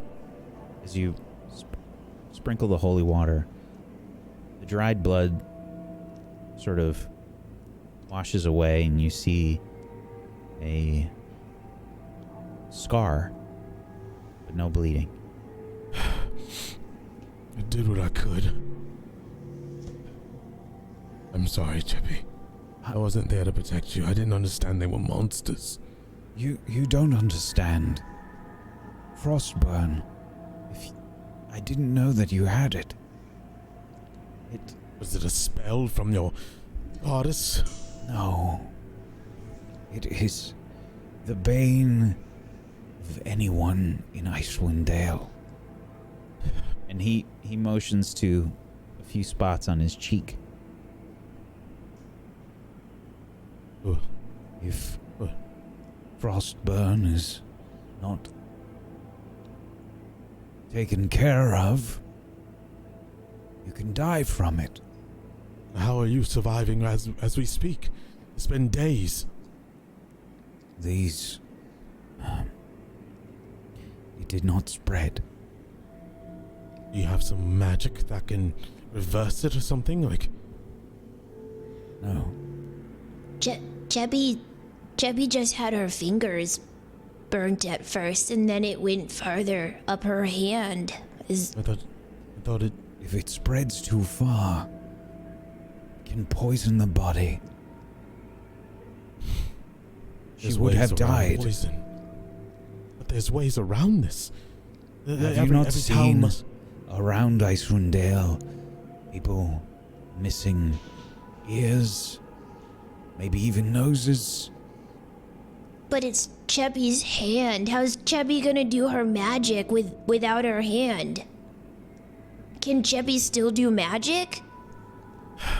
Cheppy only do magic with one hand. Sorry to ask. Cheppy's never tried. Did Cheppy, was she able to get Frog when we were leaving the room from Nissa? Yeah, we got Frog. I asked Ray to grab it. Okay. Cheppy's gonna take Frog down from her shoulder, and she's just gonna hold him and bring him up close and just start whispering to him, just asking for help and... Please, Frog, I know Cheppy didn't save you in the cold and somebody else did, but just talk to Cheppy and help her out. She doesn't understand. She wants to go back to the Fae. Cheppy's so scared and she's lost her hand. What Can Chubby still do magic? Is Chubby still special? I knew something was off about them. They jump all down my back about not consulting with them before making rash decisions, and look what they've done. I don't think we can trust them, Chubby. They go off on their word and then break it at the same time. Look at you. Does this town have a cleric of some sort, a high priest of anything? Do you know? He's still looking at Garrett. There is a cleric in Brinchander. Brinchander. How far is that away from here? It's, well, some ways away. Can I come in?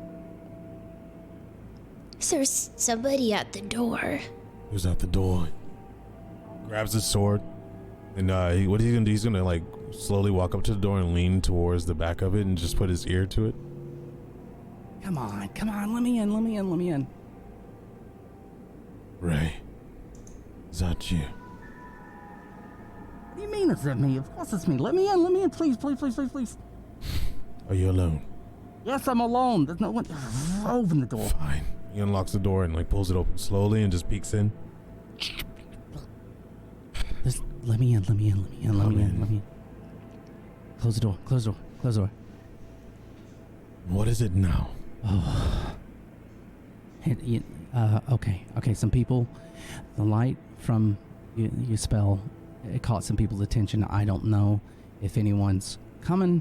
I don't know, but we gotta be really quiet and really calm right now, okay? I'm not worried about anyone coming, Ray. I know, but I'm more worried about your friends attacking mine. Okay, look. I can't disagree with either of you. You're both. You stand with them? No. And berate me about not saying anything and dire needs, and you go off and cut off a hand. Yeah, that wasn't me. Okay, I'm not. Look, Moonbrook did what she thought was absolutely the best thing to do. That's funny. To save a friend's life. Oh, I've done that many a times. I would expect you to cut off any part of me, say from my neck. If that happened, you have to understand. I would at least prepare you for it. I wouldn't just do it. And I agree. Stop bickering. No. Okay, but I Ray, do agree. Stop. I understand. Chubby's upset. Chubby doesn't know if she can even do magic anymore, but if it... Chubby, you can definitely train your hands to do magic. You might have been more comfortable with one, can you do the other? You just need to know the type of magic, whether it's runic or muttering or spell casting with your voice. Chubby doesn't know, but we're talking about saving friends, and Moonbrook just tried to save Cheppy, and you heard her, although Cheppy. it didn't... She doesn't consider us friends. She considers us hindrances. No, We're she something of a sort for her. Teriel, Chubby would do it to you too if she had known. It would have been nice to talk to Cheppy about cutting it off so she could have understood and not been so scared, but... If Moonbrook thought that Cheppy was a hindrance, she'd let it go. She tried before. No, it would have killed Cheppy. It would have gotten to her. She would have gone up her arm, okay? She did what she thought was right, okay? And maybe it wasn't the best right thing she could do, but this is what Moonbrook thought was right in the moment. You know, I mean, you've been there. We've all been there at this point when... I didn't cut off anybody's limbs, Ray. No, I saved us in different ways. But you left us and you fell down a hole and you made a choice. And I was willing to live with that choice or die with it. But we weren't, and that's the point. Okay? I get it. Try to watch each other's back. Right? Okay. And Cheppy can sit here and cry about her missing hand. But we... You should. No, you should. This is a harsh place to live. Maybe Azuth can help. You know what? Maybe if we find Leoric can heal. And there's that.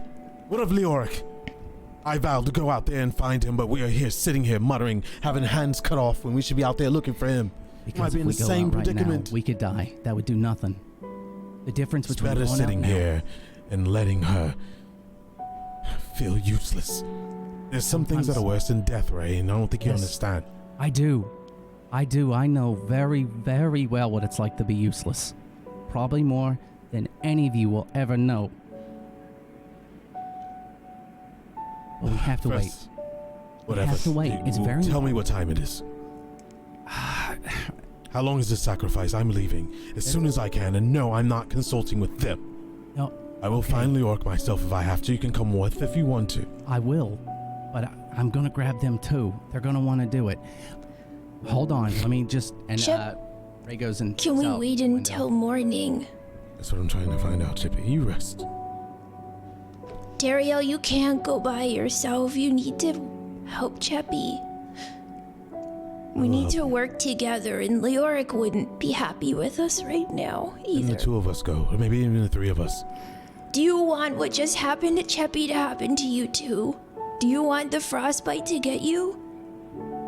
Cheppy was out there for hours by herself, and Leoric is doing that right now. If we go out and get lost, we're not saving anybody. I've already lost not even everything that I ourselves. have anyway. You know what? Do you not know the... Cheppy looks extremely offended at that. You have us. I You didn't you mean understand that? here. Back home. When I know I we- Well, haven't don't talked about lose it, us but now. Because you go out there by yourself, you're going to. You won't have Cheppy or I'm anybody trying to else. prevent that, Chippy. That's why I need to go. We You go come at with first me. light. Yes, absolutely. Teriel. Everyone will agree with you, Teriel. Cheppy too. We'll go at first light and find Leoric, and hopefully he won't have this happen. Teriel, the way you feel right now, when you popped into the room and you saw Cheppy, okay? That sinking feeling in your gut, that moment you see a friend hurt, and there's nothing you can do about it, and you're trying. And Right, you know, I wanted to kill Moonbrook. I know, and I really I wasn't even understand thinking. that. I was bound. I was consumed by vengeance. But I need you All I to. could see was her holding a dagger and blood everywhere. I need you to focus on the other feeling. You saw a friend that's hurt. Okay? Cheppy goes to reach out to Teriel, and it's with the stump, and she realizes what she's doing, and she pulls it back and lays it in her jacket, and then she reaches out with her other hand. And We can't be angry with Moonbrook. Yeah. We can be upset because she didn't talk to us, because we're friends and we're a group. And we need to talk about these kinds of decisions, just like we said to you, Teriel. And this is a really big decision that should have been talked about like the others. You need to rest. And he So like let's takes not off his make furs and put it around her. I understand. I won't leave you ever again. And he tries to lay her down. I'm going to be here, Ray. What time? How much time do we have? And I look out the window to see if I can figure out how much time's left. I need to know weather. I need to know it all. Oh, I can do that too. as Cheppy's laid down, she slowly starts to drift off from exhaustion. I think just a regular perception check, because you'd understand like what to look for since you've lived here for a while. Okay, and I'm also going to cast Druidcraft just so I can see what the weather's going to be, at least in this town, for a little bit. Weather's not going to be great in this location for the next few hours at least, maybe half a day. You probably have 5 hours until it's morning. Okay. It's gonna be a while. It's gonna be hours. You're gonna have to. We're all gonna What are need to these? get some sleep. What hours? Speak to me normally. Give me a time. I don't Roughly, know. even. 5-ish hours. I don't know. But the weather. That's not just it. The wet. Okay, if you can see, that's snow.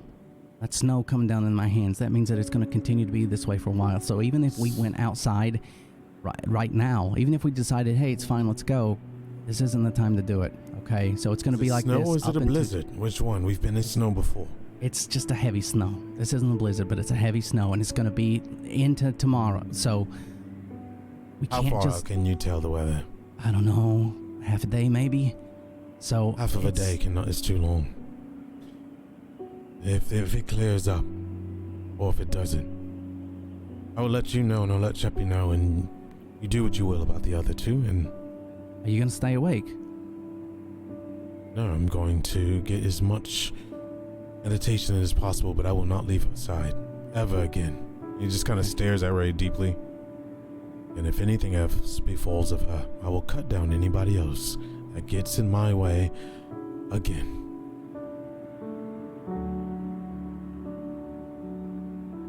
Ray's gonna stay awake.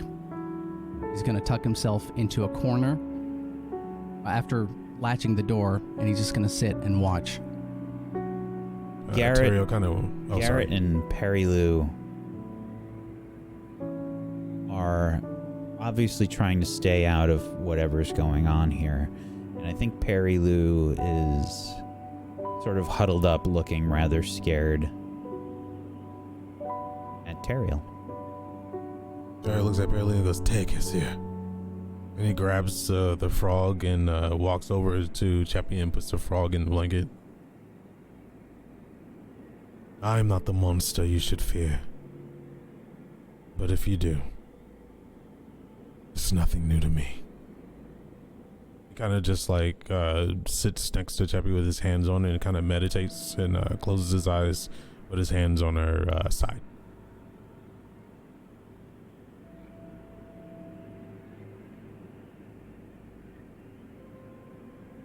Perry Lou and Garrett just try and stay warm, huddled near the bed. Giving up the bed for Chappie.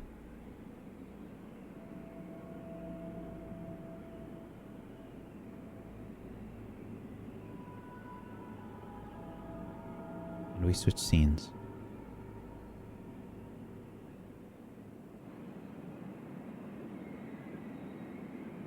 We go back in time a little bit.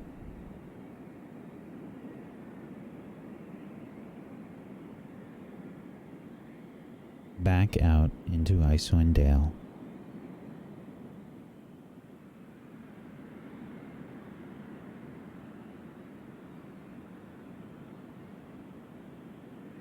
Where Leoric is passed out. There is shallow breathing, whimpering of dogs, trying to stay warm in the blizzard. But it feels endless.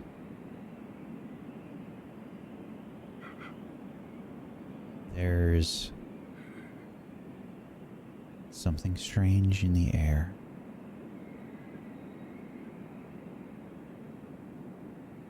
And one of the dogs starts licking you, Leoric.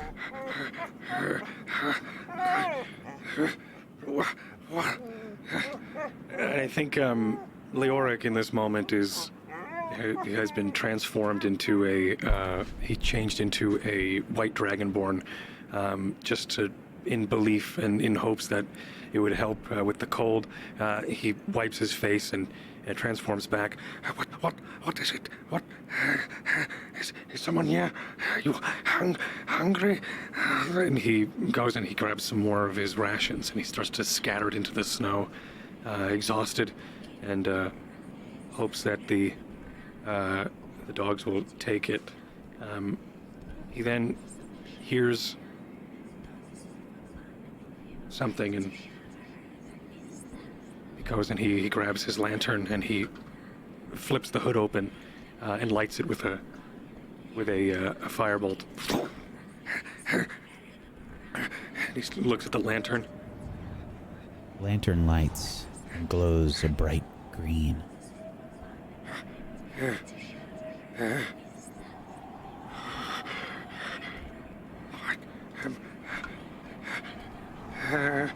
And he starts to wave it around and tries to hope and tries to use it like as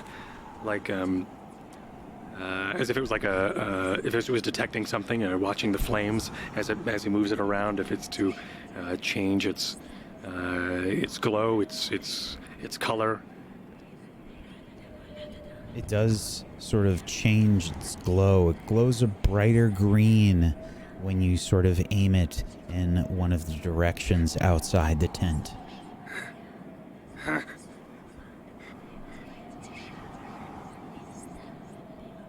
Hello?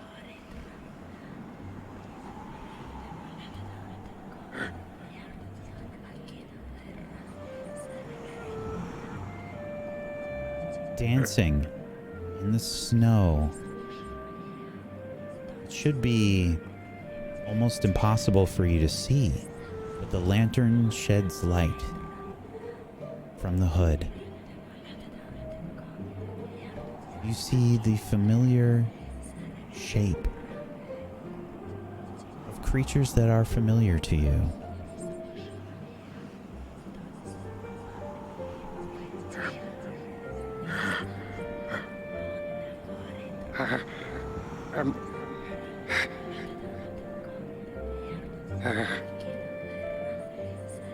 Like small, human-like creatures with masks and rainbow-colored hair. They dance in the snow.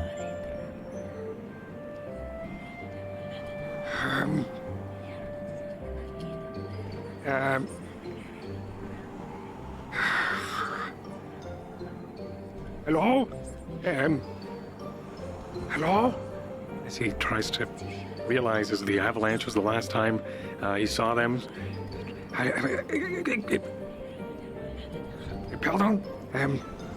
Tries to get their attention. There are 3 of them that are moving about. One is making a tiny little snowman with a button face.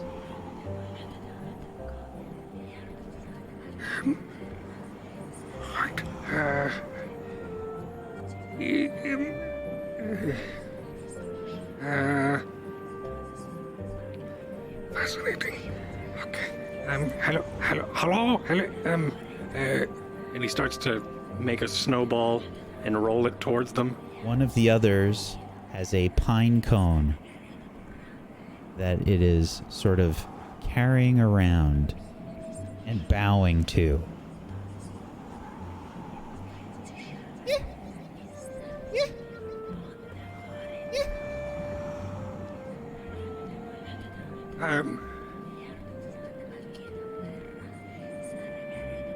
Yeah.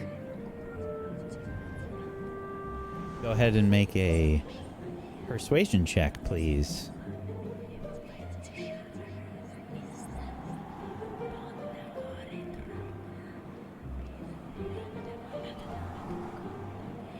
Yeah. They don't seem to notice you. Okay. Perhaps I am too good at it. They think I am one of them. You've sort of rolled up a snowball.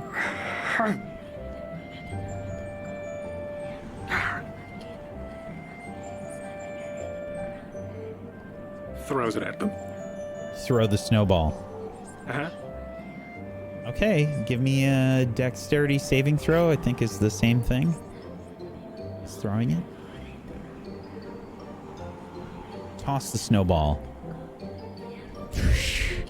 It collides with the one that's making a snowman. It sort of falls over into the snow face first. Sorry. It gets up and like shakes all the snow out of its little outfit that it has, and sort of looks around wildly, and it sort of holds up a hand at you.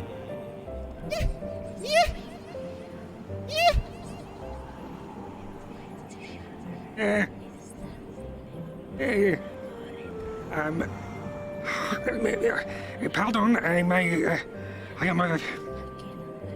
you have to be quiet. The dogs are sleeping. Well, most of them. And also, what are you doing? What are we? Could you help me? I'm trying to find my friends. That's kind of what you try to say. I think about now you start to realize that a lot of it's sort of chattering teeth and a stream of unintelligible words as your mouth is kind of frozen-ish.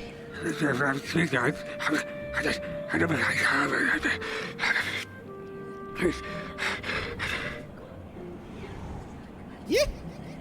Yeah. Yeah.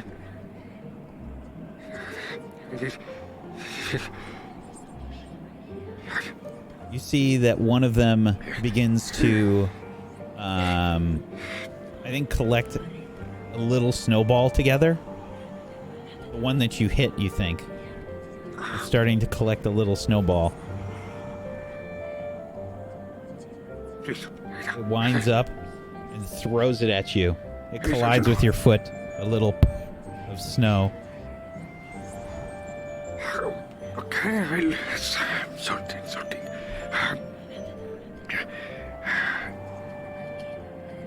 All right,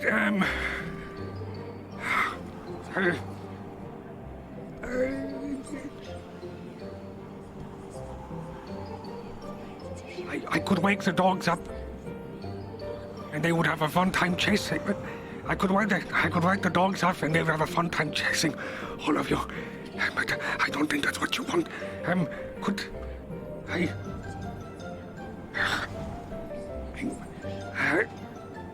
I think he then. I think he tries to make his way over to them and not to scare them. But I think the last time he had an interaction with them, they looked playful. And then when we didn't play with them, an avalanche happened. So I think he's going to try to scoot over to them. And as cold as he is, he's going to try to, maybe with his woolen mitts, he's going to try to make another snowball and then another one. I would like to remind smaller. you at this point that you have a few levels of exhaustion, if I'm not mistaken. Yeah. Yep. And he's also doing this he's super delirious too. This is probably just he's hallucinating. So he's trying as he can to just play with them, make snowballs and stack them, and trying to and Sure. just trying to Performance check. You have do anything and disadvantage, I interact. believe, because of your horrific exhaustion.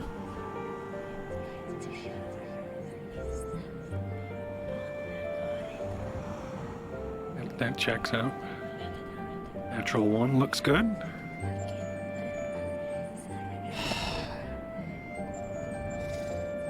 You try to make a snowball, but you can't even get it together to make a snowball. Your hands just won't work the way that you want He them starts to. weeping. He can't even get it together. Yeah, so I think, he'll, he tries to, I think that's actually, he probably does. He tries to grab a snowball and make a snowball, but his fingers aren't working anymore. And I think he just starts to weep. And then he tries to wipe some of the tears before they freeze onto his face. And he, I think he goes over and grabs the lantern and then moves it closer to them, and to see what it does. The lantern glows bright green as it gets closer to the Chewinga. When the light is cast on them, they suddenly stop and they dive for cover in the snow. Oh. Right. Resting. There's a little head that pops up from the snow. It looks around.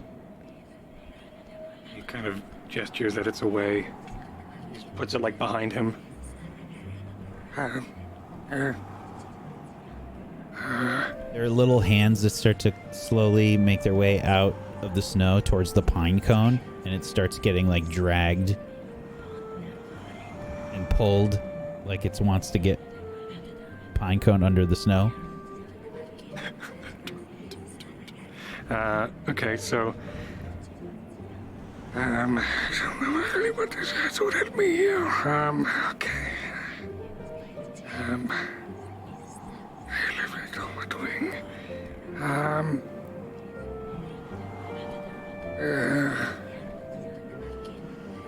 I think he goes and grabs some rations. The rest of his rations. So, there were 3 dogs. Uh-huh. We'll say you fed each of them a ration and yourself a ration? Uh-huh. So that was So 4. that was 4. So I have 2 left. So yeah, I will, yeah, he's gonna go and grab the rest of his rations.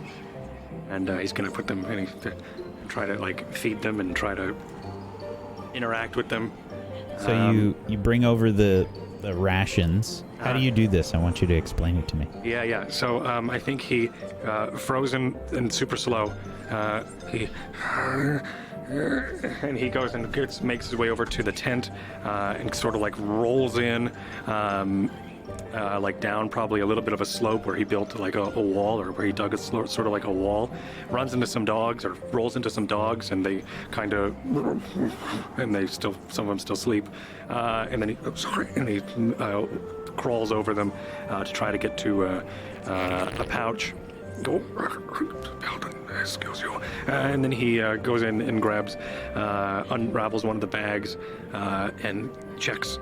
And there's a little bit, maybe like 2 handfuls of feed. Actually, no, he doesn't have any of the feed. Rations. So I think it's probably, yeah, so it's rations. It's probably jerky. And he brings it out, and he then clambers out of the lean-to-ish tent and brings it over to the chewinga. But he bends one of them and like snaps it in the fibrous way to make it stand like kind of like a person. And then he sticks it in the snow next to the pine cone. He giggles to himself as he does it. Make a regular deception check.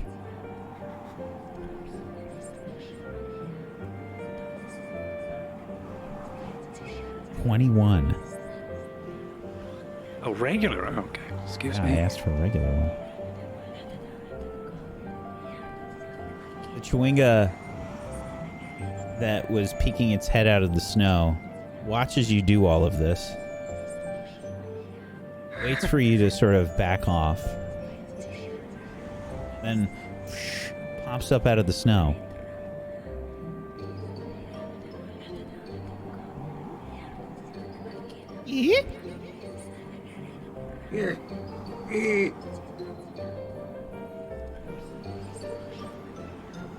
It circles around the little ration person, thoroughly inspecting it, and then pokes it a little bit.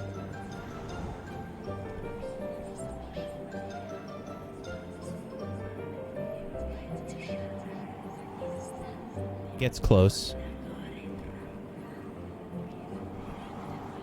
Pushes it like a little bit. It wobbles. Yeah.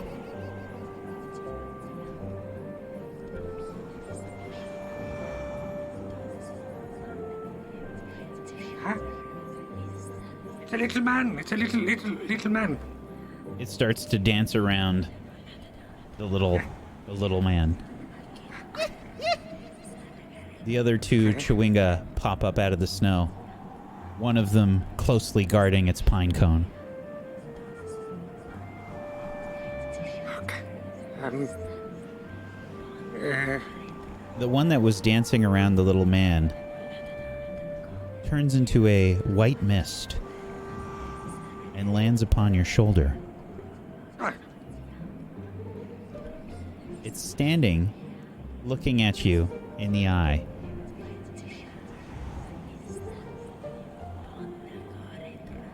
It has a white mask, circular, with little red paint marks on it. It's wearing straw and a button.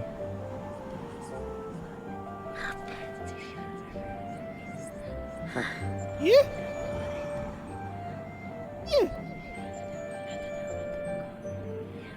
I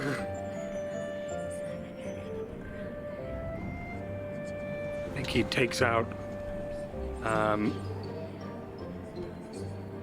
map and he folds it into I don't believe you have the map, sir. Oh, I don't think I do. Moonbrook has the map. Yikes. Okay. Sweet. Awesome. All right. So I will then take out a... What do I have that is in my inventory that I don't have in my actual backpack? Yeah, I think he's going to take out maybe a gold piece. Or maybe a silver piece. Gold piece again. Or maybe one of his rings. Yeah, he'll take off one of his rings, and then he'll just like put it. What does the ring look like? So the ring is, it is a thick silver band with gold runes on it in a language that he does not know, or an inscription on it in a language that he does not know. He has picked it up from a peddler in a long, in a far distant place, and has finally brought it to the Icewind Dale. It doesn't have any powers or anything, but it is just one of his many decorations and accessories. So he's going to then take it off and put it on top of their head, maybe, or at least get it close to them and see how they react to it. But I think he's going to try to just put it on their head and kind of Make a regular persuasion check. Okay. Looking good so far. Now I jinxed it. It lets you put the ring on its head. And it starts to look at you for a moment. It feels the ring, takes it off, and looks at it.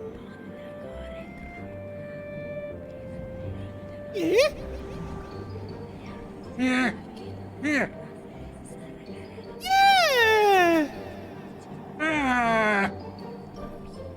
It puts the ring back on its head and begins to dance around on your shoulder, dancing along back behind your neck to the other shoulder and around, holding the ring up, putting it on its head. The other two Chewinga turn to mist and join the other one, dancing along your shoulders. The one with the ring looks down from on top of your head, looking down into one of your eyes.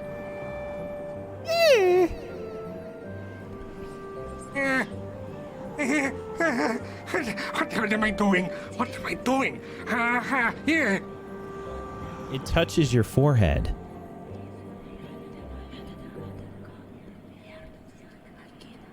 And you are given a magical gift. Right? Warmth begins to radiate in your body.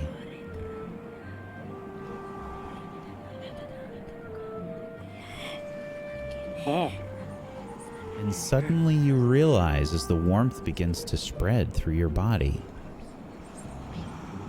you know what this is. You shouldn't know what this is, but you do. Here.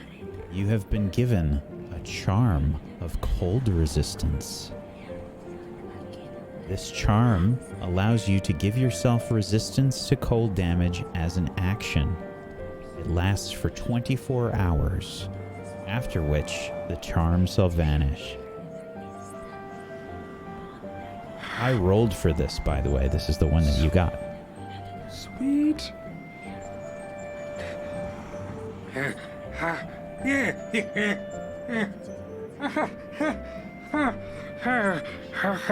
Are they still dancing around me? They are. Perfect. And I think in an excitement, he launches a purple firebolt into the air.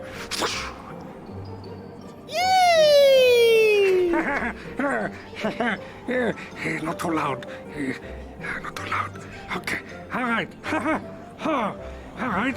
As the purple firebolt sails into the air, the blizzard begins to die down.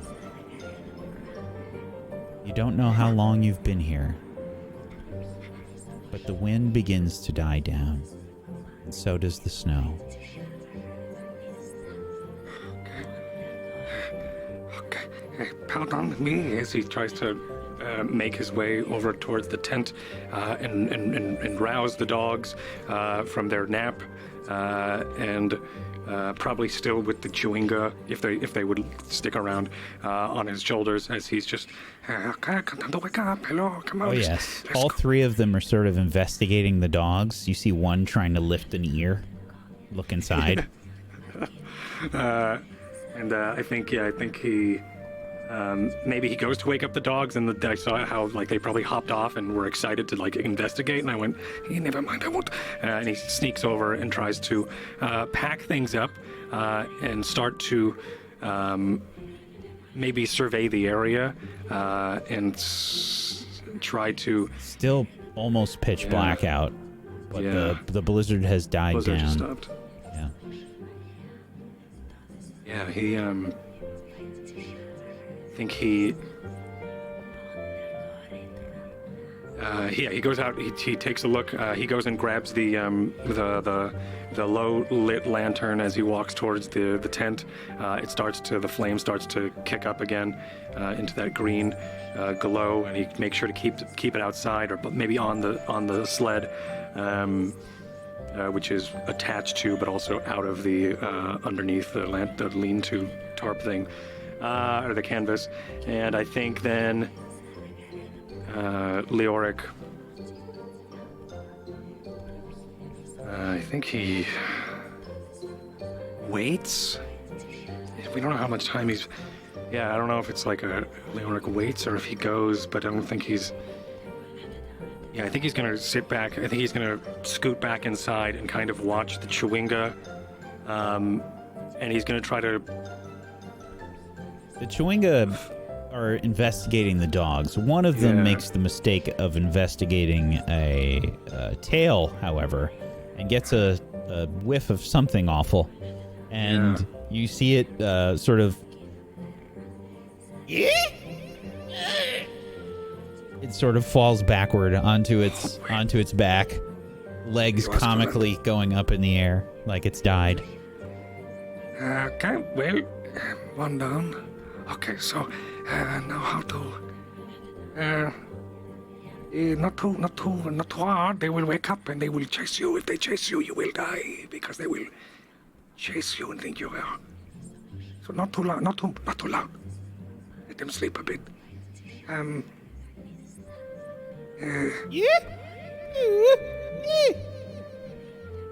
You see two of them talking to each other. The one that's holding on vigorously to the pine cone, sort of nodding its head.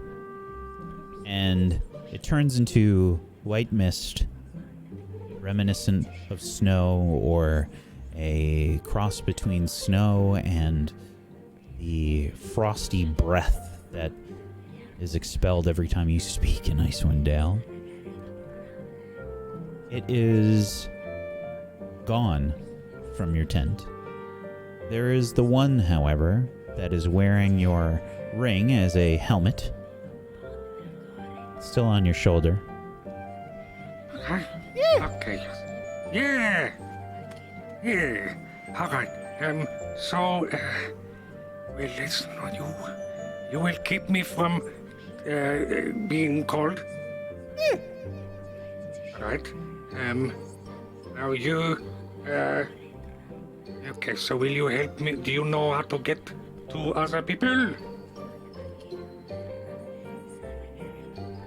Go ahead and make an insight check. You have... I think we can say you have one level of exhaustion removed. All right. With a 12. Now, how many levels of exhaustion do you have? Because I think that was supposed to be 2. with disadvantage. Yeah, I think that's with disadvantage, so just roll it again. 10. You said a 10? Yes. So,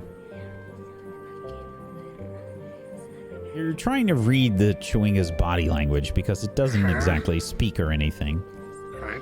It's sort of looking at you behind a mask. You can't really tell what's going on there.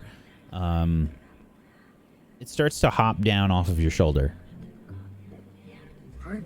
Walks down your arm, and it lands in the snow down below. Starts to walk out of the tent.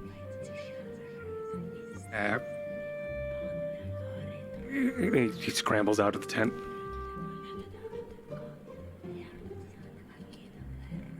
And watches where it goes. Puts 2 hands on its hips. Starts to look around.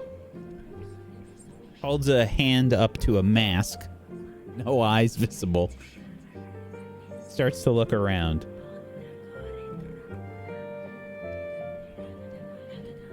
It starts to walk in some random direction.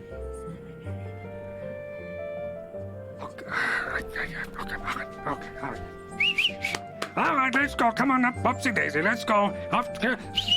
Come on. There we go. And I think he's going to start to frantically start packing the tent. The dogs are probably still cold, but I think Leoric, of course, has way more energy now that he's warmed from within from some sort of arcane gift, and he will then start to make his way and start to pack things up as best he can. I think he's probably going to haphazardly pack up the canvas that was the tent and go grab the lantern and start really getting the dogs set up and trying his best to steer them to follow the Chewinga and the tiny little prince, if they left tiny little prince across the snow. The Chewinga that you were sort of following, you lost track of. Right, because they probably walk on top of the snow. You lost track of it. But as you're getting the dogs ready, you see something moving around in what you didn't see before. A small sort of like burrow in the snow. Emerging from the burrow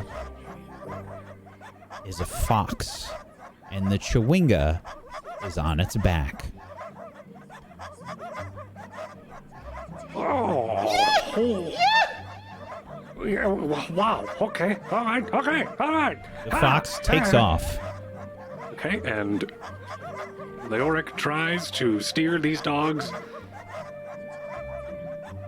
in the chase. You give chase. Ha! Ha! And that is where we're going to end the episode today.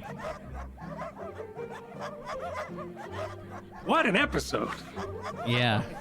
It was adorable just then. It was. It was so cute. And those rolls, like... Oh my god, everything. That was awesome. I was like, well, I have to talk with these things? What are they saying? Cheppy's friends. Well, now they're Leoric's friends. So I'm so glad that Leoric's like, okay. So when all that was happening, I made rolls to see if you could get their attention, Cheppy. You did not, unfortunately. Wait, Cheppy or Leoric? No, Cheppy first. Cheppy called out to the Chewingas when she was when I trapped was out in the in blizzard. Yeah. That is right. Okay. Yeah. Someone just noticed, and I did not do this intentionally, but I trimmed everybody's art on the overlay. Oh shit! That's been there the whole time. Oh my god! Swear to God, I did not do it intentionally.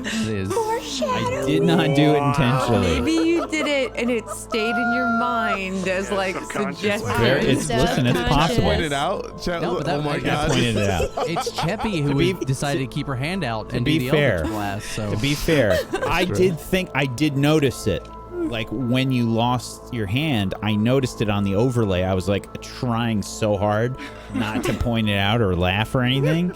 Because I didn't want to ruin the moment. Amazing. But like, holy shit. Oh no. Yeah, hell of a session, everybody. I'm sorry that it had to go down that way. I thought it was really important. I'm not. I thought it was really important for everyone to experience the harshness of Icewind Dale, and just the choices that Cheppy made in the middle of that blizzard to sort of overextend, continuously using magic and exposing her hand out in the cold with really no cover. I thought it was one of the only things I could really do to drive the point home. So shit is rough in Icewind Dale.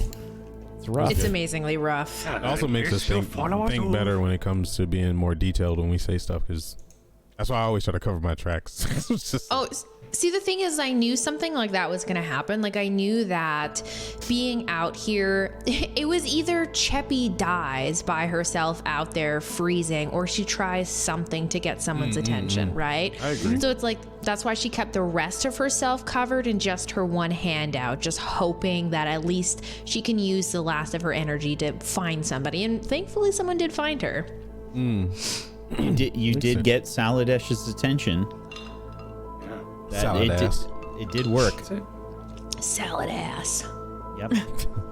This whole episode took place in a blizzard for Leoric, and within a couple hours during the night for us. And that was So it. time for Leoric. that's how it be in the stories, man. That's how it be. Yeah. You know, Wait till Leoric sees what has gone on with all of us. I mean, what an incredibly agonizing choice for Moonbrook. Like, Yeah. you know? Yeah. I'm telling you, he's messaging Sneak me, attack damage. and he's like, "Oh my god, I knew too much information, and I had to make a choice." You made the right one. Yeah. I You still definitely feel made the guilty. right. No, don't. my You know, cutoff was and a like- 15 for that info, and Nissa got a 13. Yeah. And then Moonbrook got 18. Yeah. I mean, Amazing. Nissa's gonna side with Moonbrook on everything anyway, so like her doing that, just like Nissa's gonna be like, okay, that had to happen. Until she doesn't, and I can't wait for whenever that is. Right? That's what I'm saying. If Moonbrook hadn't done so much damage, there would have been like a repercussion, but essentially because Cheppy was just axed, then it was like, well, I can't do anything, but yeah, it was an amazing moment. It was pretty, I think it's going to do well going forward, too. It's such Yeah, an and- interesting thing that's just going to be there that, you know, you're going to have to I deal with. feel like well, there let's be has real, to it's be a- actually not going to be there, so. Okay, fine. I feel Wow, like that morbid showcasing humor. how harsh Damn. this I didn't even world make the is joke, she did. important. It's really Ask her to important. It clap her really hands or is. something. Yeah. I mean, it's Yeah. like it's very nearly hopeless, this whole world that we're in, and Yeah. I don't think people really get that yet. Now they do. Yeah, now they do. Like, I've been playing D&D for 3 years. I've never had a character lose a limb. This is the first time I've ever had a character lose a limb, and it's in Icewind Dale. It makes sense. You Welcome know to what I mean? Icewind Dale, bitch. Exactly. Like, it's amazing. For those wondering why I cast Bless, so it's dark. It's supposed to be really, really dark where we are as well. And so I do it for light, and I was hoping that it would give me a little extra boost, but it didn't. But yeah, guidance is the spell that kind of does that. Bless is the one that does it for like combat. Basically. Right. Bless is amazing in combat. Yeah, that's really The good. moment you said that it was light, I was like, fuck. Because all I could think is, wax. Gotta see the wound, man. Gotta see the damage, and the damage was ugly. Yeah, there was fucking blood pissed. everywhere. What happened to the hand? Dude, Where's the rest of the hand? I still have the hand. It's on the floor. Yeah. And you gotta understand, it's a dagger, so it's not like a sword doing a swift cut. She had to No, it is gnarly. Yeah, so that's She why probably could have Teriel got went to the ham, dude. bone before she first reacted, and then getting through the bone. That would have. Now, to be fair, I Yeah. do watch a lot of Forged in Fire, so it really depends on the knife. Okay. Oh, really? Yeah. Like it could A be a dagger. serious dagger. A dagger is different than a knife. It's not a chopper. Okay. Yeah, it's true. Yeah. It will cut. Yeah, that is true. Yeah, so great What an session. amazing episode. I as the GM, I felt like I was on the edge of my seat the whole time. It was just so good from everybody. It was just awesome. nonstop. Conversations were gnarly. Nonstop. The whole episode just felt really, really solid. Everybody was so good. So thank you so much, everybody. And thank you, Cast, for being. Thank you, Chat, for being here. We appreciate you so much. Thank you. Much love to you, Chat. Thank you for being here. Make sure you head on over to tablestory.tv/Rime, R-I-M-E, to go follow the people in all the places. Please go do that. They're wonderful, wonderful people, wonderful role players, and they do such an amazing job every week. There's also been a lot of Hero Forge action going on in the Discord. People making their characters and stuff. Been amazing. It's been really cool. And you should definitely check that out. And we got some fan art. Thank you so much to Lucifer. I saw the fan art. That was really awesome. Wow, it's amazing. Like the most incredible thing ever. Thank you so much. And yeah, thank you so much. We're going to go do some shout outs, tell people where they can find you and all that kind of stuff, what you do. Let's start with Tessica. My name is Tessa, CHKA Tessica. You can find me at that on Twitch and Tess Games on Twitter. And I stream Saturdays and some other days in the evenings, usually after whatever awesome show is happening on Table Story, because there's a really cool show that's happening on Table Story at 2 p.m. tomorrow. Anyway, I stream a lot of different things like Borderlands and Bloodborne and story games, Cyberpunk, all that.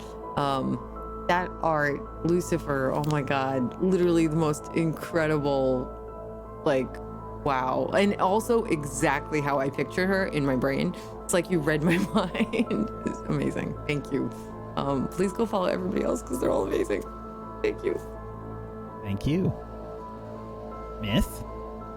Hi everyone, I'm Myth, or I'm Cord, whatever, it doesn't matter. Hi. I don't know what to say. It was really great. I really enjoyed today. I'm really glad being back. Chat, thank you so much for all of the well wishes and everything during recovery. Yeah, it's really nice to just to see all of your well wishes and everything like that. Just it warmed my heart. So thank you, everybody. I will spend my time during this shout out to actually tell you all to, if you're feeling a cough, go get tested. I woke up the morning I tested positive for COVID and had a cough. Like I woke up and I was like, ugh! And I was like, that was weird. And I went to the doctor and they were like, hey, do you have X, Y, and Z? And I was like, oh yeah, I coughed this morning. They're like, you coughed this morning? And I was like, yeah. And they're like, okay, well you can't come in, gotta go get a test. So I went and got a test and I was positive. So don't think that just because you had a cough or a sniffle that it's just a seasonal thing. Take precautions and and go get tested. I have been super safe. I haven't left my house this entire lockdown. Well, I have, but I mean, not like I haven't gone out to socialize. I've been socially distant and all of that, and I still got COVID. So if you feel anything, go get tested. It's what you can do to save lives in this time, and we all need to try to work together as if we're all going to get through this. So treat everyone well, obviously, and do that. Go get tested and take care of yourself. Wash your hands. Wear a damn mask. Wear your mask. Yep, that's me. That's me. Follow me on Twitter or not, whatever. But that's more important right now, is to be responsible humans in this time. That's me. It was a great episode. Thank you. Thank you, buddy. Please make sure you're following Myth. Go watch his stuff. He's an amazing broadcaster. Does some really amazing roleplay stuff on his channel and focuses on it. So go check it out, please. I'm especially a big fan of your Star Citizen stuff and watching the faces that occur because of the cam tracking. He does two voices at once, like when he's doing like the AI and like the cat, and he's going back and forth. Kills me. So good. Yeah. Check it out. Thank you so much, buddy. Proxy, why don't you go next? Hello, my name is Proxy. I play Cheppy. I've recently got into leathercraft and opened up my small business. I recently started my business, Kiki. It is a leather goods store. If you want to check that out, you can. From my Twitter, I'm so fucking bad at these.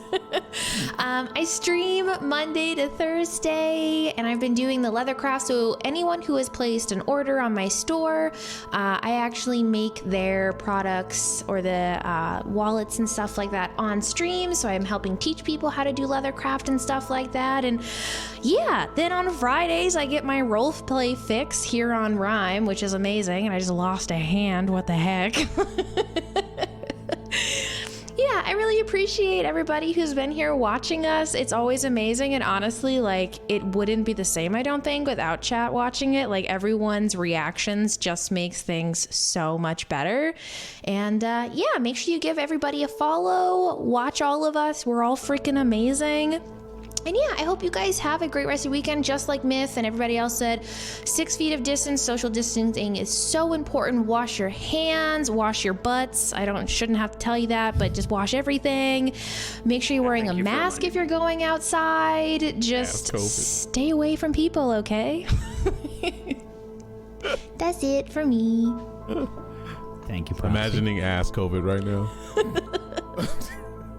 It can happen.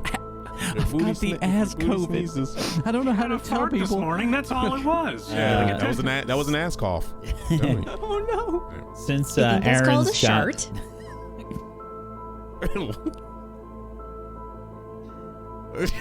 Don't call Aaron out like that. Aaron, why don't you go next? At least defend yourself. My name is Aaron Black. I am an author that published a book recently called Firewall Down, and it is a cyberpunk detective mystery. If you want to know more about that, you can follow me on Twitter at Aaron B. Writes. And other than that, yeah, I just have to applaud everybody here. This whole whack, I mean, this swing is fucking, I was, I couldn't, like, thank God there's a mute button, because I'm fucking like, and then you like get in the camera. It's killing me. Oh, you put that shit away, Wish. That's not necessary. Anyway. Everybody did a fantastic job. Listen to Myth there, and I love you. That's it. I didn't say that. I didn't say you loved them. Yeah. Thank you, buddy. Technique, why don't you go next? Hello, I'm Technique. I play Teriel here. Got it right this week, yay. To Teriel, who loves Cheppy. Yeah, he's actually being very fond of Cheppy. There's a lot of stuff hidden behind this elf's eyes. Hopefully we get to it at some point, because man, I think it'll blow you guys' mind. But Other than that, yeah, Terrell's hella pissed today. Very, very upset, Terrell. And I don't know if he's going to let this stuff go. We have to see, and more episodes come by. But I'm glad to see the chat is actually starting to like him. It's really cool. It's really cool to see everyone's reactions to what we do. That's like the best payment ever. And like, I say it every week. This is an audiobook for me. Actually, it's better than audiobooks. I literally envision everything. I envision the place we were staying in. I envision the way Blessed look. Unfortunately, I envision Moonbrook cutting that arm. But the interactions is just so wonderful, and I appreciate this cast, and Whack, you do an incredible job, man. Like, top-notch production, and chat, you guys are awesome. Thanks for loving our characters. Thanks for loving the show. Thanks for showing up every week. If you want to see more of me, I do lots of voices and lots of RPGs on my channel, lots of story-based stuff. We do a lot of discussion of stuff. We go deep in lore of Forgotten Realms. That's like my baby right now. I have been on that thing for like, well, I can say around 3 years now. I gotta chime in because Technique has been sending me like these super like fan nerding out, these nerding out moments where he's like, oh my god, Forgotten Realms, you know, because I like read something, I'm like, all right, so the coincidence, I'll make it short. Ray stole a gem, and I'm like, what kind of gem is this? Is it magical? And he was like, yeah. I'm like, what color is this? He said orange. I was like, that's a little off, but you know, things can discolor. You know, so I'm like thinking, and then I was reading Forgotten Realms, and I found out that Regis is from Lonelywood, and I was like, we're near Lonelywood. Wait a minute. So I bother Whack. He's probably like going to get food. I'm like, stop what you're doing. Is this what it is? It's so great. I'm just sitting there like laughing at the message. Like this is fantastic. Sometimes he's like dot. I'm like, what's wrong? Did I fan out too much? Like he's like, no, you're just insane. That's awesome though. I get so crazy to get into something like that. It's lovely. It is so good, man. Like if you guys haven't read Forgotten Realms, like listen to the audiobooks. I'm scared to read because I'm scared like I'll get spoilers for something. No, there's no spoilers because this hasn't happened yet in the books. It has. It's 100 years before. Yep. Okay. Yeah, so I don't even know if there's characters still around. Technically, there's supposed to be characters still around from the Forgotten Realms due to lifespans and stuff like that. But anyway, I'm going on a ramble. See, that's why you don't do it. So anyway, on my channel, we're gonna be getting into this. Me and old D&D are gonna be doing some cool stuff together, and we're gonna try to infect over here with it as well. So I'm trying to hook up Mr. Whack with a bunch of great stuff as well. But I'm a huge fanboy, and thank you for being here, and thanks for allowing me to be on the show, Whack. Appreciate it. Thank you for being here, bud. Appreciate you. Wish. Hi, it's me, the person of hate this episode. It's fine. No. It's fine. I'll take it. There's got to be one elf. It's either. It's gotta be. So it's my turn. It's my turn this week, and that's fine, man. We're not even drow. I know. No, it's so fun to have the sun and the moon parallel, though. I never thought about that. That's interesting. Yeah, Chat thought about that, and so that's why I feel like it's really lovely to play out, actually. But oh no, Johnny, no! That's such a oh no! Wait, what happened? That horrible pun. It hurts. I was gonna ask you guys to give a hand to Proxy this episode and kill it so she can do this. Did you see the title in the chat? They're talking about some lend a hand for the title. Lend a hand, dude. But I swear to God, I didn't come up with the idea to just chop up her hand. Okay, it had to be done. She's been waiting. Just. I can't wait to believe it. Mutilate. All I did was give you the info. However you wanted to roll with it is what you did. So what was the info? Whack? A diagonal cut? A stab? Like which one? I was kidding. I sent her info that was based. Or we lose her hand. It was a medicine check, and it was just she got the medicine check, and it was just that it's gonna turn gangrenous unless you lop off that hand. We're in the middle of a sacrifice. Like, I want people to understand, like everybody said before me, the locals kind of get it. Icewind Dale sucks. Like, it's really, They would have it sucks so bad. And so there is dark shit that happens all the time, and I can't wait to tell more. It's coming out slowly but surely, but there's so much dark stuff, and I loved it. Anyways, I have taken a book from my wife Tess, and I can be guaranteed to be found on Thursdays on my channel. Every other time is just, extras, because I'm a busy girl being a rancher. So yeah, and I've been playing Eco a lot lately, which has been really fun. Yeah, so you guys can check out the politics and craziness with that. That's a weird roleplay fun game that we've been doing. Yeah, and I want to thank all the players for being awesome, and you guys for watching. Thank you. Thank you. Thank you. I'm Wax Steven. I have been your DM of Doom. I've dragged the players kicking and screaming through the adventure today. Thank you so much, chat, for being here. We appreciate you. Much love. Thank you, Aaron. Thank you, Wish. Thank you, Tess. Thank you, Proxy. Thank you, Myth. Thank you, Tech, for being awesome role players. I appreciate you so much. You guys killed it Thank you. so bad today. It was just a never-ending stream of awesome scenes. Really, really great job.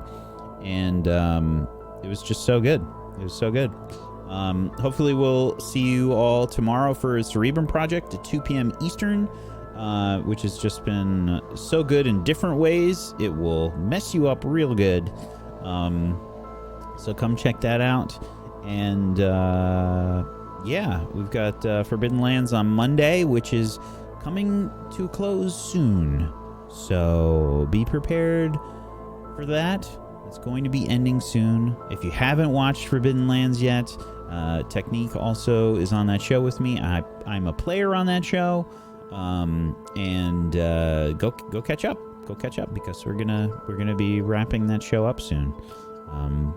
So prepare yourselves however you want to for that. Otherwise, we've got Witchcraft and Wizardry on Tuesdays, which is the Harry Potter universe show that I do.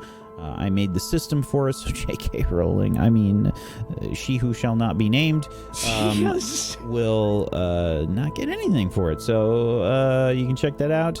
I'd love to see it. We've got a special going on for that called Demon Lord and Desires, which is a story that Murgles wrote when she was like 14, 15 years old, and I made it canon in the universe. It was like an emo story that she wrote. It's so enjoyable. So good, I didn't know that. Oh, God. And yeah, I'm completely destroying her, and she's loving every minute. So go check it out. And we'll see you guys hopefully tomorrow for Cerebrum Project. Thank you so much for being here. Peace out. Have a wonderful rest of your weekend. Bye-bye.